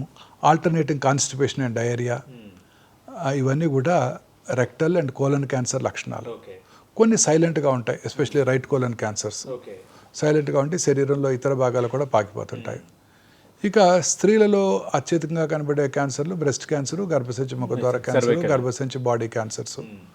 బ్రెస్ట్ క్యాన్సరు బ్రెస్ట్ యొక్క సైజులో కానీ షేప్లో కానీ మార్పు రావటం, బ్రెస్ట్లో గడ్డలాగా లంప్ కనపడటం, లేకపోతే అండర్ ఆర్మ్స్ సంఖలో గడ్డ కనపడటం, బ్రెస్ట్ యొక్క స్కిన్ ఉబ్బినట్టు ఉండటం, ఆరెంజ్ పీల్ అపియర్స్ రావటం, గుంటలు గుంటలు పడినట్టు ఉండటం, ముడతలు పడినట్టు ఉండటం, స్కిన్ మీద నరాలు ఉబ్బినట్టు ఉండటం, నిప్పులు లోపలికి పోవటం, నిప్పుల్ ఏరియా కాంప్లెక్స్లో పుండ్లు పట్టడం, నిప్పుల నుంచి బ్లాకిష్ బ్రౌనిష్ బ్లడీ డిశ్చార్జ్ రావటం, బ్రెస్ట్ పెయిన్ ఉండటం, ఇవన్నీ కూడా బ్రెస్ట్ క్యాన్సర్ లక్షణాలు. అంటే ఈ లక్షణాలు ఉన్నట్టయితే క్యాన్సర్ ఉందని కాదు, క్యాన్సర్ ఉండి ఉండవచ్చు. మీ దగ్గరలో ఉన్న మీ లేడీ డాక్టర్ దగ్గరికి వెళ్ళి పరీక్ష చేయించుకోవాలి. చేయించుకొని వారు కూడా అనుమానపడినట్టయితే వారు మిగతా పరీక్షలు కూడా చేయించడం జరుగుతూ ఉంటుంది. ఇది తర్వాత ఇక గర్భసంచి ముఖద్వార క్యాన్సర్ ముఖ్యంగా కోస్టల్ ఏరియాస్లోనూ అండర్ ప్రివిలేజ్డ్ సొసైటీలో కూడా చాలా కామన్గా చూస్తుంటాం. వైటిష్ డిశ్చార్జు, అఫెన్సివ్ స్మెల్తో ఉన్న డిశ్చార్జ్ రావటం, బ్లడీ డిశ్చార్జ్ రావటం, పీరియడ్స్ మధ్యలో బ్లడ్ రావటం, భర్తతో కలిసిన తర్వాత బ్లడ్ రావటం, బ్లీడింగ్ పీరియడ్స్ టైంలో ఎక్కువగా అవటం, ఇవన్నీ కూడా పోస్ట్ మెనోపాజల్ బ్లీడింగ్ కలగటం, ఇవన్నీ కూడా గర్భసంచి ముఖద్వార క్యాన్సర్ లక్షణాలు. సార్ ఇప్పుడు దీనికన్నా సార్ వ్యాక్సిన్ వచ్చిందని? అవునండి, వీటికి వ్యాక్సిన్ వచ్చింది, వ్యాక్సిన్ అందుబాటులో ఉంది. ఇప్పుడు లాస్ట్ ఇయర్ బడ్జెట్లో కూడా అనౌన్స్ చేశారు, మన ఆడపిల్లలందరికీ 10 నుంచి వచ్చిన తర్వాత వాళ్ళందరికీ కూడా గవర్నమెంటే ఫ్రీగా వ్యాక్సిన్ ఇస్తారు. దీని ద్వారా మనం మసూచిని, పోలియోని ఎట్లా ఎరాడికేట్ చేసామో ఈ క్యాన్సర్ కూడా మనం ఎరాడికేట్ చేయగలుగుతాం. సార్ అంటే మరి వచ్చిన తర్వాత అడ్డుకునే ట్రీట్మెంట్ ఉందా సార్? ఎస్, ఈ క్యాన్సర్ మిగతా క్యాన్సర్లా కాకుండా స్లోగా పెరుగుతుంటుంది. దీనికి 2 రకాల ప్రివెన్షన్స్ ఉన్నాయండి. ఒకటి ప్రైమరీ ప్రివెన్షన్ అంటే వ్యాక్సిన్ తీసుకోవటం, రెండోది సెకండరీ ప్రివెన్షన్ అంటే మిగతా క్యాన్సర్స్కి స్క్రీనింగ్ చేయించుకోవడం ద్వారా క్యాన్సర్ రావడాన్ని ముందుగా పసిగట్టవచ్చు. ఈ గర్భసంచి ముఖద్వార క్యాన్సర్కి స్క్రీనింగ్ చేయించుకున్నట్టయితే క్యాన్సర్ రావడాన్ని ప్రివెంట్ చేయవచ్చు. ఈ గర్భసంచి ముఖద్వార క్యాన్సర్కి లాంగ్ ప్రీ క్యాన్సరస్ ఫేజ్ ఉంది. అంటే క్యాన్సర్ రాకముందే క్యాన్సర్ వచ్చే సూచనలు గమనించి తగు చర్యలు కనుక తీసుకున్నట్టయితే క్యాన్సర్ని రాకుండా చేసుకోవచ్చు. ఇది ఒక్క స్క్రీనింగ్ యొక్క. అవునండి, అవునండి. వీళ్ళు రెగ్యులర్గా వన్స్ దే గెట్ మ్యారీడ్ సంవత్సరానికి ఒకసారి లేకపోతే పాప్స్మియర్ టెస్ట్ చేయించుకోవటం, వాళ్ళ లేడీ డాక్టర్ గారితో పరీక్ష చేయించుకోవటం, తర్వాత అవసరమైతే 3 సంవత్సరాలకు ఒకసారి రెగ్యులర్గా చెక్ చేసుకోవటం, సంవత్సరానికి ఒకసారి చిన్న పాప్స్మియర్ టెస్ట్ చేయించుకోవటం, క్లినికల్ ఎగ్జామినేషన్ చేసుకోవటం ఉన్నట్టయితే ఈ క్యాన్సర్ రావడాన్ని ముందుగా పసిగట్టవచ్చు. రైట్ సార్, ఇవి ప్రధానంగా ఎక్కువగా వస్తున్న అందుబాటులో ఉన్న క్యాన్సర్స్. సైలెంట్ కిల్లర్ అండి, పొట్ట లోపల పెరుగుతుంటుంది, ఎటువంటి సిమ్టమ్స్ కలగచ్చో, పొట్ట ఉబ్బిపోతుంది, అప్పుడు కానీ డాక్టర్ దగ్గరికి రారు. మిస్ మనీషా కొయిరాలా గారికి ఓవేరియన్ క్యాన్సర్ వచ్చి లేట్ స్టేజ్లో డయాగ్నోస్ చేయబడింది. గర్భసంచి బాడీ క్యాన్సర్స్, పీరియడ్స్ ఆగిపోయిన తర్వాత బ్లీడింగ్ అవటం ఎక్కువగా రిచ్ పేషెంట్స్లో ఎక్కువగా చూస్తుంటాం. ఇది రిచ్ విమెన్లో ఎక్కువగా చూస్తుంటాం, వాళ్ళలో చాలా కామన్గా చూస్తుంటాం. బాడీ క్యాన్సర్స్ మరి ఇండియాలో కానీ మన 2 తెలుగు రాష్ట్రాల్లో కానీ ఎక్కువగా కనిపిస్తున్న క్యాన్సర్లు ఏంటి సార్? అంటే మీ దగ్గరకు వస్తున్న పేషెంట్స్. లేదండి, స్త్రీలలో ఇప్పుడు అత్యధికంగా కనబడే క్యాన్సర్ బ్రెస్ట్ క్యాన్సర్. ప్రతి సంవత్సరం ICMR వారి అంచనా ప్రకారం more than 2 lakh new breast cancer cases 2022 నుంచి కనబడుతూనే ఉన్నాయి. అలామింగ్ ఉంది. సంవత్సరానికి ఒక 30,000 పెరుగుతాయని కూడా కొన్ని రకాల ఎస్టిమేట్స్ సూచిస్తున్నాయి సంవత్సరానికి. ఆ తర్వాత గ్యాస్ట్రో ఇంటెస్టైనల్ ట్రాక్ క్యాన్సర్స్ అంటే ఓరల్ క్యావిటీ నుంచి కింద దాకా, ఈ అన్నవాగి నుంచి కింద దాకా, ఇవి కూడా 2,24,000 చూస్తున్నాం. అంటే అన్నీ కలుపుకొని అవి కూడా చాలా కామన్గా చూస్తున్నాం. ఇది ఇక పురుషుల్లో లంగ్ క్యాన్సర్ ఒకటి అర్బన్ ఏరియాస్లో చాలా ఎక్కువగా కనబడుతూ ఉంటుంది. ఇంకా దక్షిణ భారతదేశంలో ముఖ్యంగా పూరర్ సెక్షన్స్ ఆఫ్ ద సొసైటీలో రూరల్ ఏరియాస్లో ఈ గుట్కా తినటం ఇంకా ఎక్కువగా ఉండటంతో, టొబాకో యూసేజ్ ఎక్కువగా ఉండటంతో ఓరల్ క్యావిటీ క్యాన్సర్స్, నాలుక క్యాన్సర్స్, స్వరపేటిక్ క్యాన్సర్స్ కూడా ఎక్కువగా చూస్తున్నామండి. ఓకే సార్, ఏంటి సార్ అంటే ఇప్పుడు చాలా అపోహలు కూడా ఉన్నాయి. అంటే టాల్కమ్ పౌడర్ వాడితే క్యాన్సర్ వస్తుంది అంటారు, దానికి కొంత క్లారిటీ ఇస్తారు సార్? లేదండి, డియోడ్రెంట్స్, టాల్కమ్ పౌడర్ వాడటం వల్ల ఎటువంటి క్యాన్సర్స్ రావు. కానీ కొన్ని స్టడీస్, కొన్ని పాపులర్ బ్రాండ్ మీద చాలా లా సూట్స్ కూడా ఉన్నాయి యునైటెడ్ స్టేట్స్లో. ఇంటిమేట్ ప్రైవేట్ పార్ట్స్లో ఎక్కువగా టాల్కమ్ పౌడర్ వాడినట్టయితే అది లోపలికి అబ్జార్బ్ చేయబడి ఓవేరియన్ క్యాన్సర్ వచ్చే అవకాశం ఉంటుందని కొన్ని స్టడీస్ చూపిస్తున్నాయి. బట్ అన్నిట్లోనూ అది పూర్తిగా నిర్ధారణ కాలేదు. అయినప్పటికీ కూడా ఖచ్చితంగా ఇంటిమేట్ పార్ట్స్లో ఎక్కువగా టాల్కమ్ పౌడర్ వాడటం మంచిది కాదు. అది డెఫినెట్గా న్యాచురల్ పౌడర్స్ ఏమైనా కావాలంటే వాళ్ళు వేసుకోవచ్చు. సార్ ఇప్పుడు అంటే పౌడర్స్ అంటే టాల్కమ్ పౌడర్ దొరుకుతుంది కదా సార్, అంటే మనం రాసుకునేది అందుబాటులో వేరే పౌడర్స్ లేవు. అలాగే ఐస్ క్రీమ్ తింటే అని మీరు ఈ మధ్యన మాట్లాడారు, దాని మీద కూడా. అవును, ఐస్ క్రీమ్ ఎక్కువ సేపు ప్రిజర్వేటివ్స్ వాడుతున్నారు. అందులో ముఖ్యమైనవి ఎమల్సిఫైయర్స్. ఈ వాటి వలన ఐస్ క్రీమ్ ఎక్కువసేపు ఉంటుంది, బట్ వాటి వలన అనేక రకాలైన సైడ్ ఎఫెక్ట్స్, రకరకాల జబ్బులు ఇంక్లూడింగ్ క్యాన్సర్ కూడా వచ్చే అవకాశం ఎక్కువ ఉంటుందండి. సో న్యాచురల్గా ఇంట్లో చేసుకున్న ice creams better, or popular బ్రాండ్స్లో తక్కువగానే ఉంటుంది కాబట్టి ఎమల్సిఫైయర్ వాడినటువంటి ఐస్ క్రీమ్స్ వాడుకోవడం మంచిదండి. సార్ అంటే ఐస్ క్రీమ్లు అంటే పిల్లలు ఎక్కువ మంది తింటారు, అంటే క్యాన్సర్కి వయోభేదం అని ఉంటుంది సార్? అంటే పిల్లల్లో క్యాన్సర్ రాకపోవడం, కొంత సర్టెన్ ఏజ్ అయిన తర్వాతే క్యాన్సర్ రావటం, ఇట్లా ఏమైనా ఉందా? అలానే లేదు, బట్ పిల్లల్లో వచ్చే క్యాన్సర్స్ జనరల్గా బ్లడ్ క్యాన్సర్స్, లుకీమియాస్ అంటారు. అలాగే central nervous system tumours, soft tissue tumours అంటే కాళ్ళలోను మజిల్స్లో వచ్చే ట్యూమర్స్, న్యూరోబ్లాస్టోమాస్, విల్మ్స్ ట్యూమర్స్ ఎక్కువగా చూస్తుంటాం. ఒక గుడ్ థింగ్ ఏంటంటే పిల్లల్లో వచ్చే క్యాన్సర్స్ క్యూర్ అయ్యే అవకాశాలు ఎక్కువ ఉంటాయండి. ముఖ్యంగా చిన్నపిల్లల్లో వచ్చే క్యాన్సర్ రావు. 100కి 70-80 మంది క్యూర్ అయిపోతాయండి. కొంచెం ఎర్లీగా గుర్తించినట్టయితే క్యూర్ అయ్యే అవకాశాలు ఎక్కువగా ఉంటాయి. అండ్ పిల్లలు ట్రీట్మెంట్ కూడా చక్కగా విత్స్టాండ్ చేసుకోగలరండి. చాలామంది భయపడుతుంటారు, పిల్లవాడికి కీమోథెరపీ ఇస్తారంటారండి డాక్టర్ గారు, ఎలా ఉంటుంది, చిన్నపిల్లలు ఎక్కడ తట్టుకుంటారని. అద్భుతంగా విత్స్టాండ్ చేసుకుంటారు. నేను చాలా వందల మంది పిల్లల్ని చూశాను, వాళ్ళు చక్కగా కీమో తీసుకుంటూ చదువుకుంటుంటారు ఎగ్జామ్కి. చాలా డెడికేషన్తో వాళ్ళు చక్కగా విత్స్టాండ్ చేసుకుంటారు, క్యూర్ అవుతాయి, వాళ్ళందరికీ కూడాను మంచి ఫ్యూచర్ ఉంటుంది. సార్ ఇప్పుడు ఈ కీమో అన్నారు కదా సార్, అంటే క్యాన్సరు డయాగ్నోస్ చేయడం అనేది ఒక ఎత్తు, రెండోది ఆ టెస్ట్లు ఈ కీమోథెరపీ ఇవ్వటం అనేది కొంత పెయిన్ఫుల్ థింగ్ అందరూ చెప్పుకుంటుంటారు. అంటే అవి లేకుండా భవిష్యత్తు చూడలేమా? సార్ చాలా మందిలో ఈ అపోహలు ఎక్కువగా ఉన్నాయండి. మ్యామోగ్రఫీ చేయించుకోండి అనగానే కూడా ఆ మ్యామోగ్రఫీ వల్ల రేడియేషన్ ఉంటుంది కదండి అంటారు. కొత్తగా వచ్చిన మ్యామోగ్రఫీ మెషిన్లో రేడియేషన్ చాలా తక్కువ అండి. డిజిటల్ మ్యామోగ్రఫీ మెషిన్స్లో రేడియేషన్ ఎక్స్పోజర్ చాలా తక్కువ. రెండోది, ఈ మధ్య ఒక మంచి ఇంట్రెస్టింగ్ స్టడీ చేశారు. 40 years నుంచి 8 years వరకు సంవత్సరానికి ఒకసారి మ్యామోగ్రఫీ చేయించుకోవటం ద్వారా వాళ్ళలో క్యాన్సర్ పెరుగుదల, అంటే నార్మల్ కన్నా క్యాన్సర్ వచ్చే అవకాశాలు ఒక నాట్ మోర్ దెన్ అబౌట్ 40 నుంచి 8 years వరకు కొన్ని మిలియన్స్ ఆఫ్ ఉమెన్ చేస్తే ఇప్పుడు 200 కొత్త క్యాన్సర్లు కనుక్కున్నారే తప్ప ఎక్కువ ఇంక్రీజ్డ్ ఇన్సిడెన్స్ లేనే లేదు. చాలామందిలో అపోహ ఉంది, రేడియలాజికల్ ఇన్వెస్టిగేషన్తో రేడియేషన్ ఎక్స్పోజర్ చాలా తక్కువగా ఉంటుంది ఓల్డెన్ డేస్తో పోల్చినట్టయితే. మీరు అన్నట్టు పెట్ సిటీ చేయించుకోండి అనగానే పెట్ సిటీ వల్ల రేడియేషన్ వస్తాడు కదండి అని అడుగుతారు. ఇది ఎక్కువ అపోహ ఉంది సార్. పెట్ సిటీ అంటే చాలా ఇప్పుడు అది చేసుకున్న తర్వాత మీకు చాలా ఇబ్బందులు ఎదుర్కొంటారని ఉంది సార్. పూర్తిగా అపోహ మాత్రమేనండి, పూర్తిగా అపోహ మాత్రమే. ఇప్పుడు కొత్తగా వచ్చిన PET CT, digital PET CT, AI power digital PET సిటీలో రేడియేషన్ ఎక్స్పోజరు ఇంతకుముందు ఉన్న పెట్ సిటీ మెషిన్స్తో పోల్చినట్టయితే 1/3 ద డోస్. పాత PET CT scans, conventional PET సిటీ స్కాన్స్తో radiation exposure 23 to 24 millisieverts ఉన్నట్టయితే ఈ కొత్త పెట్ సిటీతో 8 మిల్లీ సివరెట్స్.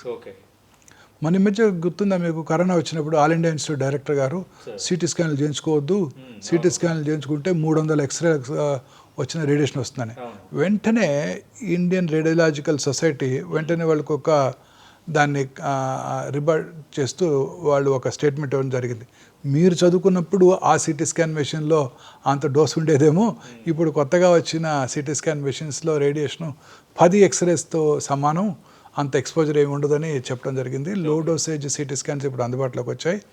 ఈ పెట్ సిటీ కూడా లో డోసేజ్తో చేయడం జరుగుతుంది. ఇప్పుడు ఆ రేడియేషన్ కూడా అవాయిడ్ చేయడానికి పెట్ ఎంఆర్ అందుబాటులోకి వచ్చింది. పెట్ ఎంఆర్ఐలో రేడియేషన్ ఎక్స్పోజరే ఉండదు. ఆ పెట్ సిటీలో ఇచ్చే మెడిసిన్ కూడా చాలా తక్కువ. ఆ డిజిటల్ పెట్ సిటీ స్కాన్లో కూడా రేడియేషన్ ఎక్స్పోజర్ చాలా తక్కువ, ఇచ్చే మెడిసిన్ కూడా ఓన్లీ 3 మిల్లీ క్యూరీస్. పెట్ ఎంఆర్లో కూడా అత్యధిక తక్కువ రేడియేషన్ డోస్తో, hardly 1 to 2 millisieverts radiation డోస్తో మనం ఎంటైర్ బాడీ పెట్ ఎంఆర్ చేయడానికి అవకాశం ఏర్పడింది. అలాగే ఇలా అన్నిటి మీద, క్యాన్సర్ ట్రీట్మెంట్ మీదే అపోహలు ఉన్నాయండి. క్యాన్సర్ మీద, క్యాన్సర్ డయాగ్నోసిస్ మీద, క్యాన్సర్ ట్రీట్మెంట్ మీద కూడా అపోహలు ఉన్నాయి. నేను బయాప్సీ చేయాలండి, బయాప్సీ చేస్తే కానీ ఇది ఏ రకమైన క్యాన్సరో తెలియదు అని అంటే, బయాప్సీ చేయాలా డాక్టర్ గారు, మొత్తం తీస్తే సరిపోదా అని అడుగుతారు. ఎందుకండి అని అడుగుతాను. ఈ నీడిల్ పెట్టి గుచ్చితే క్యాన్సర్ పెరిగిపోద్దట కదా అని అడుగుతారు. నీడిల్ పెట్టి బయాప్సీ చేయడం వల్ల క్యాన్సర్ అప్స్టేజ్ అవ్వదు. మీ ఇంట్లో మీ అమ్మగారు బిర్యానీ చేస్తే టేస్ట్ ఎలా తెలుసుకుంటారని అడుగుతాను. స్పూన్తో తింటాను, స్పూన్తో తింటే బిర్యానీ పాడైపోద్దా అని అడుగుతాను. అవదండి అంటారు. ఇది కూడా అంతే, ఒక ముక్క తీసుకోవడం వల్ల ఎటువంటి మనకు క్యాన్సర్ డయాగ్నోసిస్ చాలా ఇంపార్టెంట్. క్యాన్సర్ డయాగ్నోసిస్లో రకరకాల మనకి పద్ధతులు, ఆ డయాగ్నోసిస్ వల్ల రకరకాల ట్రీట్మెంట్ ఆప్షన్స్ని మనం అనలైజ్ చేయడానికి అవకాశం ఉంటుందని వాళ్ళు చెప్తుంటాను. తర్వాత సర్జరీ చేయాలంగానే అడుగుతారు, కత్తి పెడితే క్యాన్సర్ పెరిగిపోద్దంట కదా డాక్టర్ గారు, మరి మీరేంటి సర్జరీ చేస్తానంటున్నారని. సో ఇదే వాళ్ళకి భయం. ఇప్పుడు చెప్తాను, క్యాన్సర్కి సర్జరీ ఒకటే చికిత్స. బ్రెయిన్ నుంచి కాలు చిటికన వేలు వరకు బ్లడ్ క్యాన్సర్ తప్ప ఏ ఇతర క్యాన్సర్కైనా అర్లీ స్టేజ్లో కనుక్కున్నట్టయితే సర్జరీ చేయడం ద్వారానే మనం క్యూర్ చేయగలము. ఇంకా ఏ ఇతర చికిత్స క్యాన్సర్ని క్యూర్ చేయలేదని కూడా గట్టిగా చెప్తాను. ఇంకా మీరు అన్నట్టు కీమోథెరపీ మీద అపోహలు ఉన్నాయి. డయాగ్నోసిస్ అవ్వగానే ఫస్ట్ క్వశ్చన్ అడుగుతారు, డాక్టర్ గారు కీమోథెరపీ అవసరం ఉండదు కదా అని అడుగుతాడు. సర్జరీ గురించి అడగరు. అందరికీ మీరే అన్నట్టే భయం ఎక్కువ. కీమోథెరపీ అంటే క్యాన్సర్ కన్నా ప్రమాదకరమైంది, కీమోథెరపీ తీసుకోవడం కన్నా క్యాన్సర్తో చనిపోవడం చాలా సులభంగా ఉంటుందని కూడా అనుకుంటూ ఉంటారు. ఇది కూడా పూర్తిగా అపోహేనండి.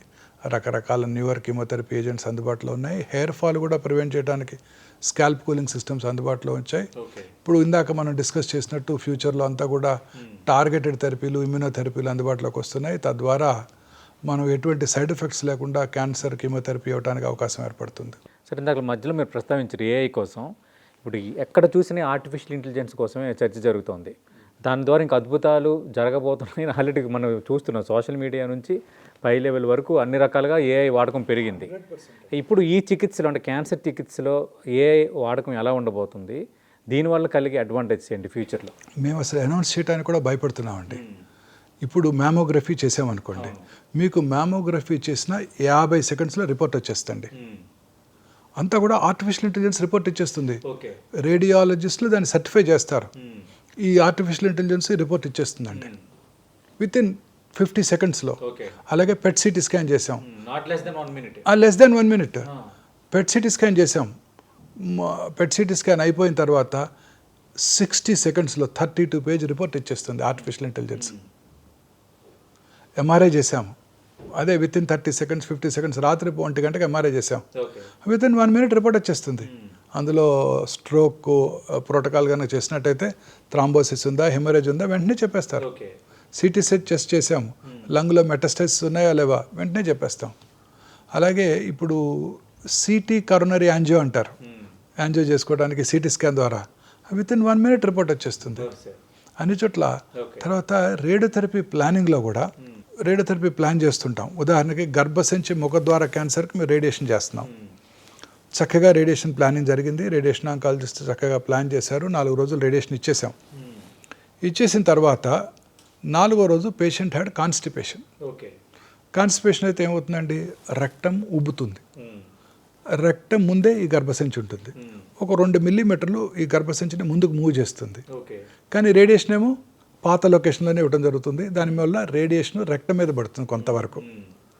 ఈ మెషిన్ ఏం చేస్తుందంటే ఈ artificial intelligence powered linear accelerator అంటే రేడియేషన్ ఇచ్చే పరికరం కృత్రిమ మేధస్సుతో పనిచేస్తుంది. దాంట్లో it has got its own CT scan. అంటే చూస్తుంది, చూసిన తర్వాత దానికి ఉన్న కృత్రిమ మేధస్సుతో ఆలోచిస్తుంది. అంటే మనిషి బ్రెయిన్ కన్నా కొన్ని 100,000 రెట్లు పవర్ఫుల్ అది కృత్రిమ మేధస్సు. ఆలోచిస్తుంది, అదేమిటి గర్భసంచి ఇక్కడ ఉండాల్సింది, ఇవాళ ఈ రక్తం వచ్చి దాన్ని 2 మిల్లీమీటర్లు ముందుకు పుష్ చేసింది అని ఆలోచిస్తుంది. ఆలోచించి క్రొత్త లొకేషన్కి అడాప్ట్ చేసుకుంటుంది. మళ్ళీ రేడియేషన్ రీప్లాన్ చేస్తుంది, డెలివర్ చేస్తుంది. 2 నిమిషాల్లో. అదే మనం చేయాలంటే 2 రోజులు పడుతుంది. అంత ఈజీ కాదు. సో డయాగ్నోసిస్లోను రేడియేషన్ ట్రీట్మెంట్లో కూడా artificial intelligence place a major role now. ఇవన్నీ అందుబాటులోకి వచ్చేసాయి ఇప్పుడు. మీరు ఖచ్చితంగా ఇంకొక 10 ఏళ్ల తర్వాత నా ప్లేస్లో ఒక రోబోతోనే ఇంటర్వ్యూ చేస్తుంటారు మీరు. ఖచ్చితంగా రోబోతో ఇంటర్వ్యూ చేస్తారు. డాక్టర్ గారి ప్లేస్లో ఒక రోబో కూర్చుంటుంది, దానికి అన్ని లాంగ్వేజెస్ వచ్చు. అరబిక్లో, సోమాలీలో, తెలుగులో, రకరకాల లింగోస్లో, మన యాసలో మాట్లాడుతూ ఉంటుంది. అన్ని రకాల డయాగ్నోసిస్ చేస్తుంది, టెస్ట్లు ఆర్డర్ చేస్తుంది, టెస్ట్ రిపోర్ట్ని అనలైజ్ చేస్తుంది. అన్ని స్పెషాలిటీస్ అంతా ఇన్ఫర్మేషన్ అంతా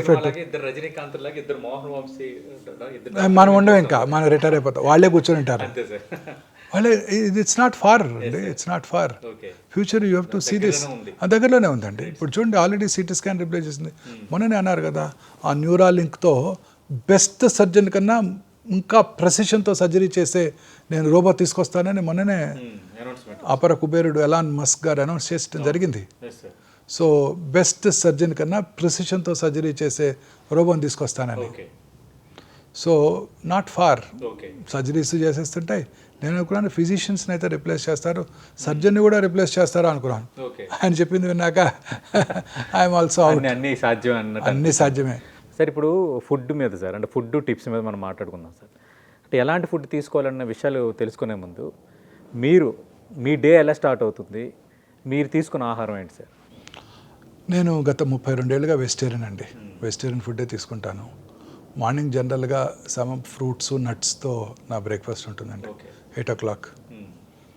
వెరీ రేర్లీ బాగా గ్రాగీగా రాత్రి ఎక్కువగా నిద్ర పోలేదు, డిస్టర్బ్డ్గా ఉండింది, సర్జరీస్ ఏదో ఉండినాయి, అలాంటప్పుడు ఒక కాఫీ తాగుతానండి. ఒక బ్లాక్ కాఫీ తీసుకుంటాను మార్నింగ్.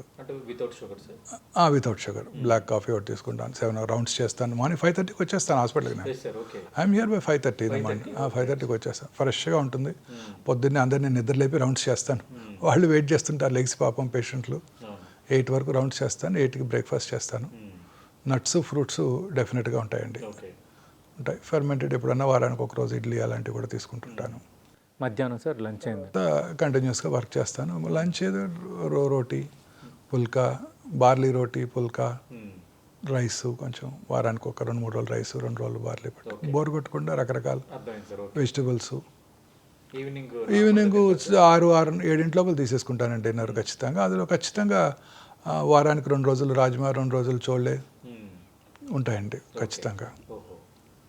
అవి తీసుకుంటాను రెగ్యులర్గా. తోఫు కూడా తీసుకుంటాను రెగ్యులర్గా. ఇంతకుముందు పన్నీర్ ఇష్టంగా తీసుకున్నాను, ఇప్పుడు కూడా తోఫు అవి తీసుకుంటాను.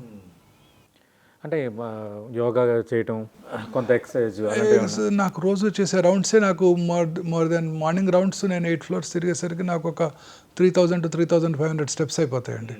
తర్వాత ఓపీలో కూడా నాకు ఒక 1200 స్టెప్స్ అవుతాయండి రోజు. మళ్ళీ ఈవినింగ్ రౌండ్స్ ఒక 3000-2000 స్టెప్స్ అయిపోతాయి.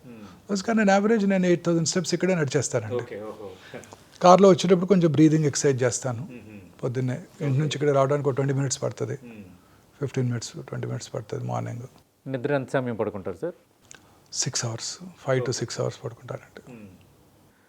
అంటే మీ డే మొత్తం, అంటే మీరు మార్నింగ్ 5:30కి వచ్చి ఎంతవరకు ఉంటారు సార్ హాస్పిటల్లో? 11 వరకు ఉంటానండి. నేను యావరేజ్ మీరు నారాయణమూర్తి గారు 70 hours వర్క్ చేయాలన్నారు, L&T చీఫ్ సుబ్రహ్మణ్యం గారు 90 hours చేయాలన్నారు. నేను 110 hours వర్క్ చేస్తానండి. యావరేజ్ 110 hours ఖచ్చితంగా చేస్తానండి.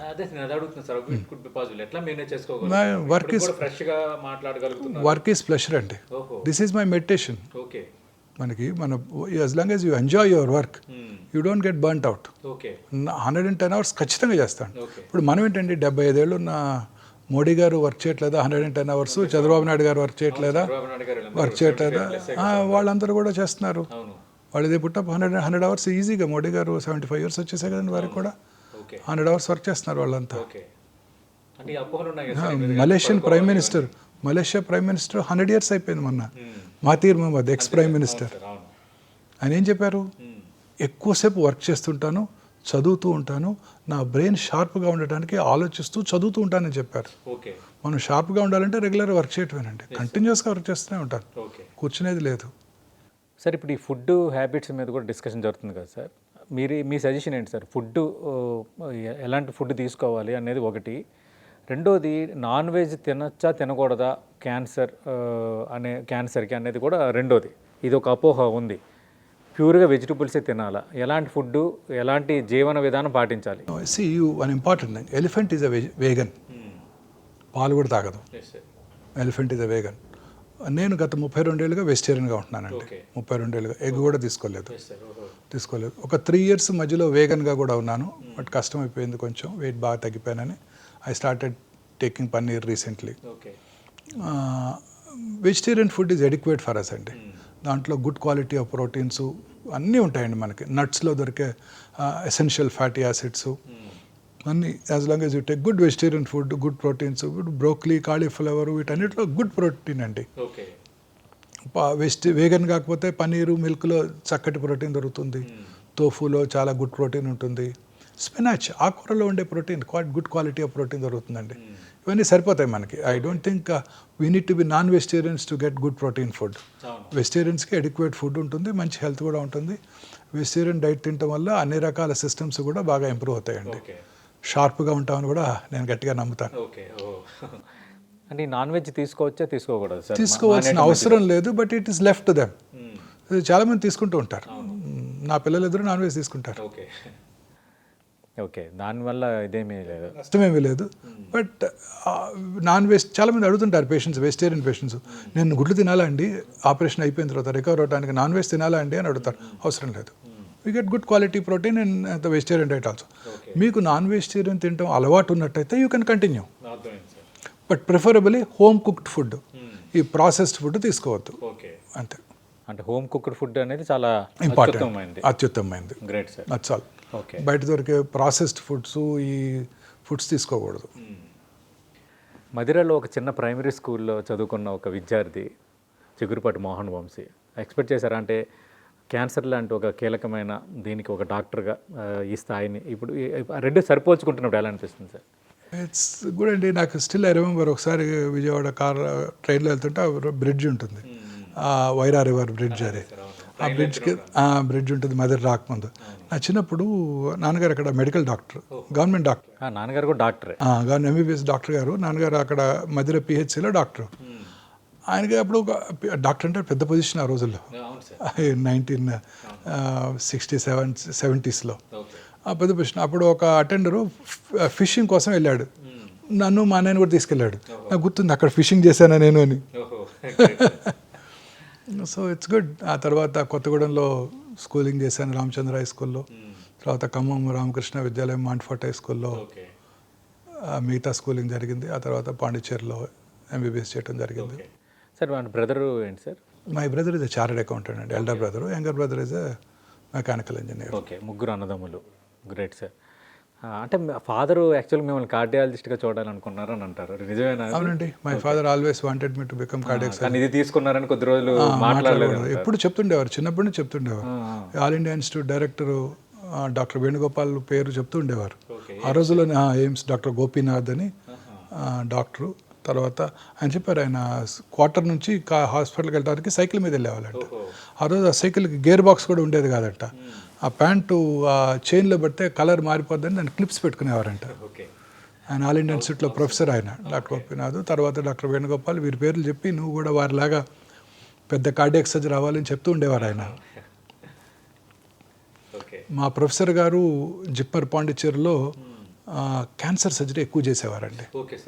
ఆయన నన్ను మోటివేట్ చేశారు, ఈ క్యాన్సర్ సర్జరీ చేయాలి, ఇది కొంచెం డిఫికల్ట్ ఫీల్డ్, ఇది దీంట్లో మంచి ఇది ఉంటుంది, కెరీర్ కాదు తృప్తి ఉంటుంది అనేవారు ఆయన. సాటిస్ఫాక్షన్, ఎవరు చేయట్లేదు ఇది, మేము టేకప్ చేయాలి క్యాన్సర్ సర్జరీ. నా ప్రొఫెసర్ గారు నన్ను పాండిచ్చేరిలో మోటివేట్ చేశారు. అందువల్ల I became a cancer surgeon. అంటే ఇప్పుడు కూడా అంటే కొందరికి సామాన్యులకి వైద్యం అందుబాటులో ఉండటం లేదు అనేది ఒక చర్చ ఎప్పుడు జరుగుతూనే ఉంటుంది సార్. వెరీ ట్రూ అండి. అంటే ప్రైవేట్ హాస్పిటల్కి వెళ్తే కాస్ట్లీగా ఉంటుంది, అందుబాటులో లేదండి. ఎందుకు సార్ మా ఇండియాలో ఇంత కాస్ట్లీ? ఇండియాలో కాదండి, ఇప్పుడు ఇక్కడ భారతదేశంలో పెట్ స్కాను 10,000కి చేస్తున్నారు.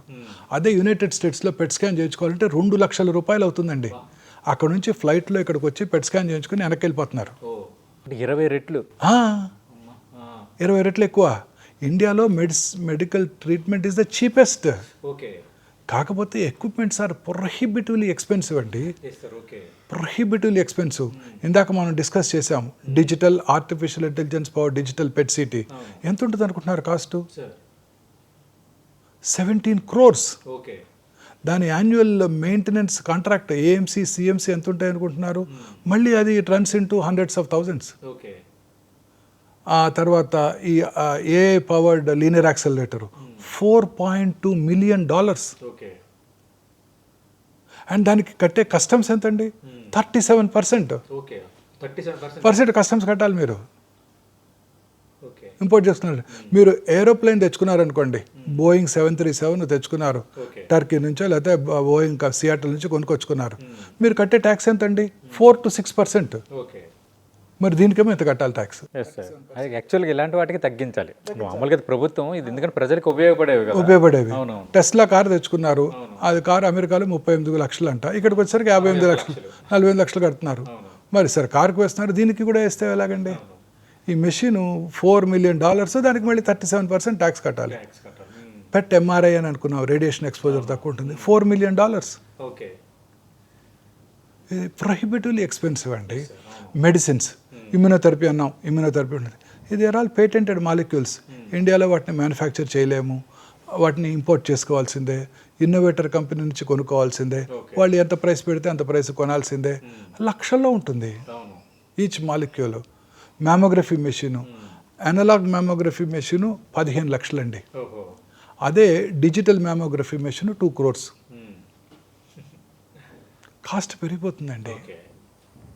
ఎక్స్పెన్సివ్ ఎక్విప్మెంటు, ఎక్స్పెన్సివ్ మెడిసిన్స్, వీటితో కాస్ట్ పెరిగిపోతుంది. సార్ అంటే మీకు లైఫ్లో ఇది సాధించాలి, ఇంకా రోగులకి ఈ తరహాగా చేయాలి అనే అలాంటి కోరిక ఏమైనా ఉందా? ఒక లైఫ్ గోల్ ఇంకా, ఎందుకంటే ఇంకా బాగా చూశారు మీరు, అనుకున్న లక్ష్యాలు సాధించారు, తెలుగు వాళ్ళు గర్వపడేలా దేశవ్యాప్తంగా పేరెన్నగన్న ఒక ఆంకాలజిస్ట్గా మీకు ఒక గుర్తింపు వచ్చింది. ఇంకా నేను ఇంక ఇలా చెయ్యాలి, ఇలా చేస్తే ఇంకా వీళ్ళకి ప్రయోజనాలు ఉంటాయి. ఇంకా రకరకాల పార్టికల్ థెరపీస్ అందుబాటులోకి వచ్చాయండి. ఈ రేడియేషన్ థెరపీలో కూడా ఇప్పుడు ఎక్స్రేస్ వాడుతున్నాము, ఓల్డెన్ డేస్లో గామా రేస్ వాడేవాళ్ళం. ఇప్పుడు రకరకాల పార్టికల్ థెరపీస్ వస్తున్నాయండి. వీటిని మనం భారతదేశంలో తీసుకురావాలని ఒక కోరిక ఉందండి. అదొకటి. తర్వాత ఇందాక అన్నాను, పిల్లల్లో వచ్చే క్యాన్సర్స్ క్యూర్ అవుతాయండి. సో ఖచ్చితంగా పిల్లలకి ఒక ఫ్రీగా క్యాన్సర్ హాస్పిటల్ పెట్టాలని కోరిక ఉందండి. అంటే మెడిసిన్స్ అన్ని మేము ఇన్వెస్టిగేషన్స్ మేము అందజేస్తాం. డాక్టర్ ఛార్జెస్ ఫ్రీగా ఉంటాయి. మెడిసిన్స్ ఇప్పుడు తక్కువ ఖర్చులో దొరుకుతున్నాయి, అవి వాళ్ళు కొనుక్కోవాలి. Doctor charges, investigations, room rent, IV fluids ఫ్రీగా ఇస్తాం. ఇన్వెస్టిగేషన్స్, మెడిసిన్స్ మాత్రం వాళ్ళు కొనుక్కోవాలి. అవి కొనుక్కోవాలి. మెడిసిన్స్ కూడా తక్కువ ఖర్చులో ఇప్పుడు జెనరిక్స్ వచ్చేస్తున్నాయి. పిల్లల్లో మనం ట్రీట్ చేస్తే క్యూర్ అవుతాయండి. ఆ పిల్లలు మన జీవితాంతం గుర్తుపెట్టుకుంటారు. ఇది ఖచ్చితంగా నేను నెక్స్ట్ 2 yearsలో పెట్టేస్తానండి. హైదరాబాద్ సిటీలో ఖచ్చితంగా పిల్లలకు ఫ్రీగా క్యాన్సర్ ట్రీట్మెంట్ ఇచ్చే ఫెసిలిటీ పెట్టాలని కోరికండి. అది చేయగలుగుతానండి. Great sir. అంటే మీ కళ నెరవేరాలని టెంటివ్ మనస్ఫూర్తిగా కోరుకుంటుంది సార్. ఎందుకంటే పిల్లలైనా ఎవరైనా ఫైనల్గా ప్రజలు విత్ ద పీపుల్ కదా. పిల్లలకి ట్రీట్మెంట్ ఇస్తే వాళ్ళకి ఒక మంచి లైఫ్ ఇవ్వగలుగుతాము. అవును. ప్లస్ వాళ్ళు క్యూర్ అయ్యే అవకాశాలు ఎక్కువ ఉన్నాయి. నేను పెట్టే ప్రతి రూపీ కూడా భారత పౌరులు నేను పెట్టే ప్రతి రూపీ కూడా అది ఒక సక్సెస్ అవుతుంది. అవును, మీకు కూడా సాటిస్ఫాక్షన్ ఉంటుంది. ఈ పిల్లాడికి 10 ఏళ్ళ క్రితం మనం ట్రీట్మెంట్ ఇచ్చాం, ఇప్పుడు ఈ పిల్లాడు డాక్టర్ అయ్యాడు, యాక్టర్ అయ్యాడు అనుకుంటూ. మంచి ఆశయం సార్. అది ఆశయం నెరవేరాలని మనస్ఫూర్తిగా ఇది ఒకటి కోరుకుంటున్నాను. ఖచ్చితంగా చేస్తానండి. మీరు నిజంగా ఈరోజు ఇంటర్వ్యూ నాకు చాలా హ్యాపీగా అనిపించింది. ఎందుకంటే ఇప్పుడు క్యాన్సరు కారణాలు అనేవి ఒక ఎత్తు అయితే ఎక్కువగా చర్చ జరిగేది చికిత్స, మరి క్యాన్సర్కి మందులు దొరకవా, వీటి మీద. కానీ చాలా గుడ్ న్యూస్లు చెప్పారు సార్ మీరు. ఇంకా 10 ఏళ్ళలో అన్ని రకాల మందులు వస్తున్నాయి, ఇప్పటికి అందుబాటులో వస్తున్నాయి, కొత్తగా రకాల ట్రీట్మెంట్స్. క్యాన్సర్ రావడానికి ముందుగా పట్టుకోవడం, ఈ రేడియేషన్ ఎఫెక్ట్ లేకుండా ఉండడం, ఎర్లీగా గుర్తించడం. రియల్లీ ఇవన్నీ త్వరితగతిన జరగాలని సరిపోతాయండి. 10 years అండి కోరుకుందాం. మీ ప్రయాణం ఇలాగే కొనసాగాలని మనస్ఫూర్తిగా కోరుకుంటున్నాను. నమస్తే సార్ మోహన్ వంశీ గారు. ఇది ప్రముఖ ఆంకాలజిస్ట్ చిగురుపాటి మోహన్ వంశీ గారితో 10 TV స్పెషల్ ఇంటర్వ్యూ. క్యాన్సర్ రోగులు భయపడాల్సిన అవసరం లేదు. క్యాన్సర్ అనేది ఒక పెనుభూతం అన్న ఆ భావనని మైండ్ నుంచి తీసేయండి. మందులు అందుబాటులోకి వస్తున్నాయి. ముందుగానే క్యాన్సర్ని అన్ని రకాల 77 రకాల క్యాన్సర్ని డిటెక్ట్ చేసే టెస్టులు కూడా అందుబాటులోకి వచ్చేసాయి. ప్రస్తుతం ఒమేగా హాస్పిటల్లో కూడా అందుబాటులో ఉన్నాయి.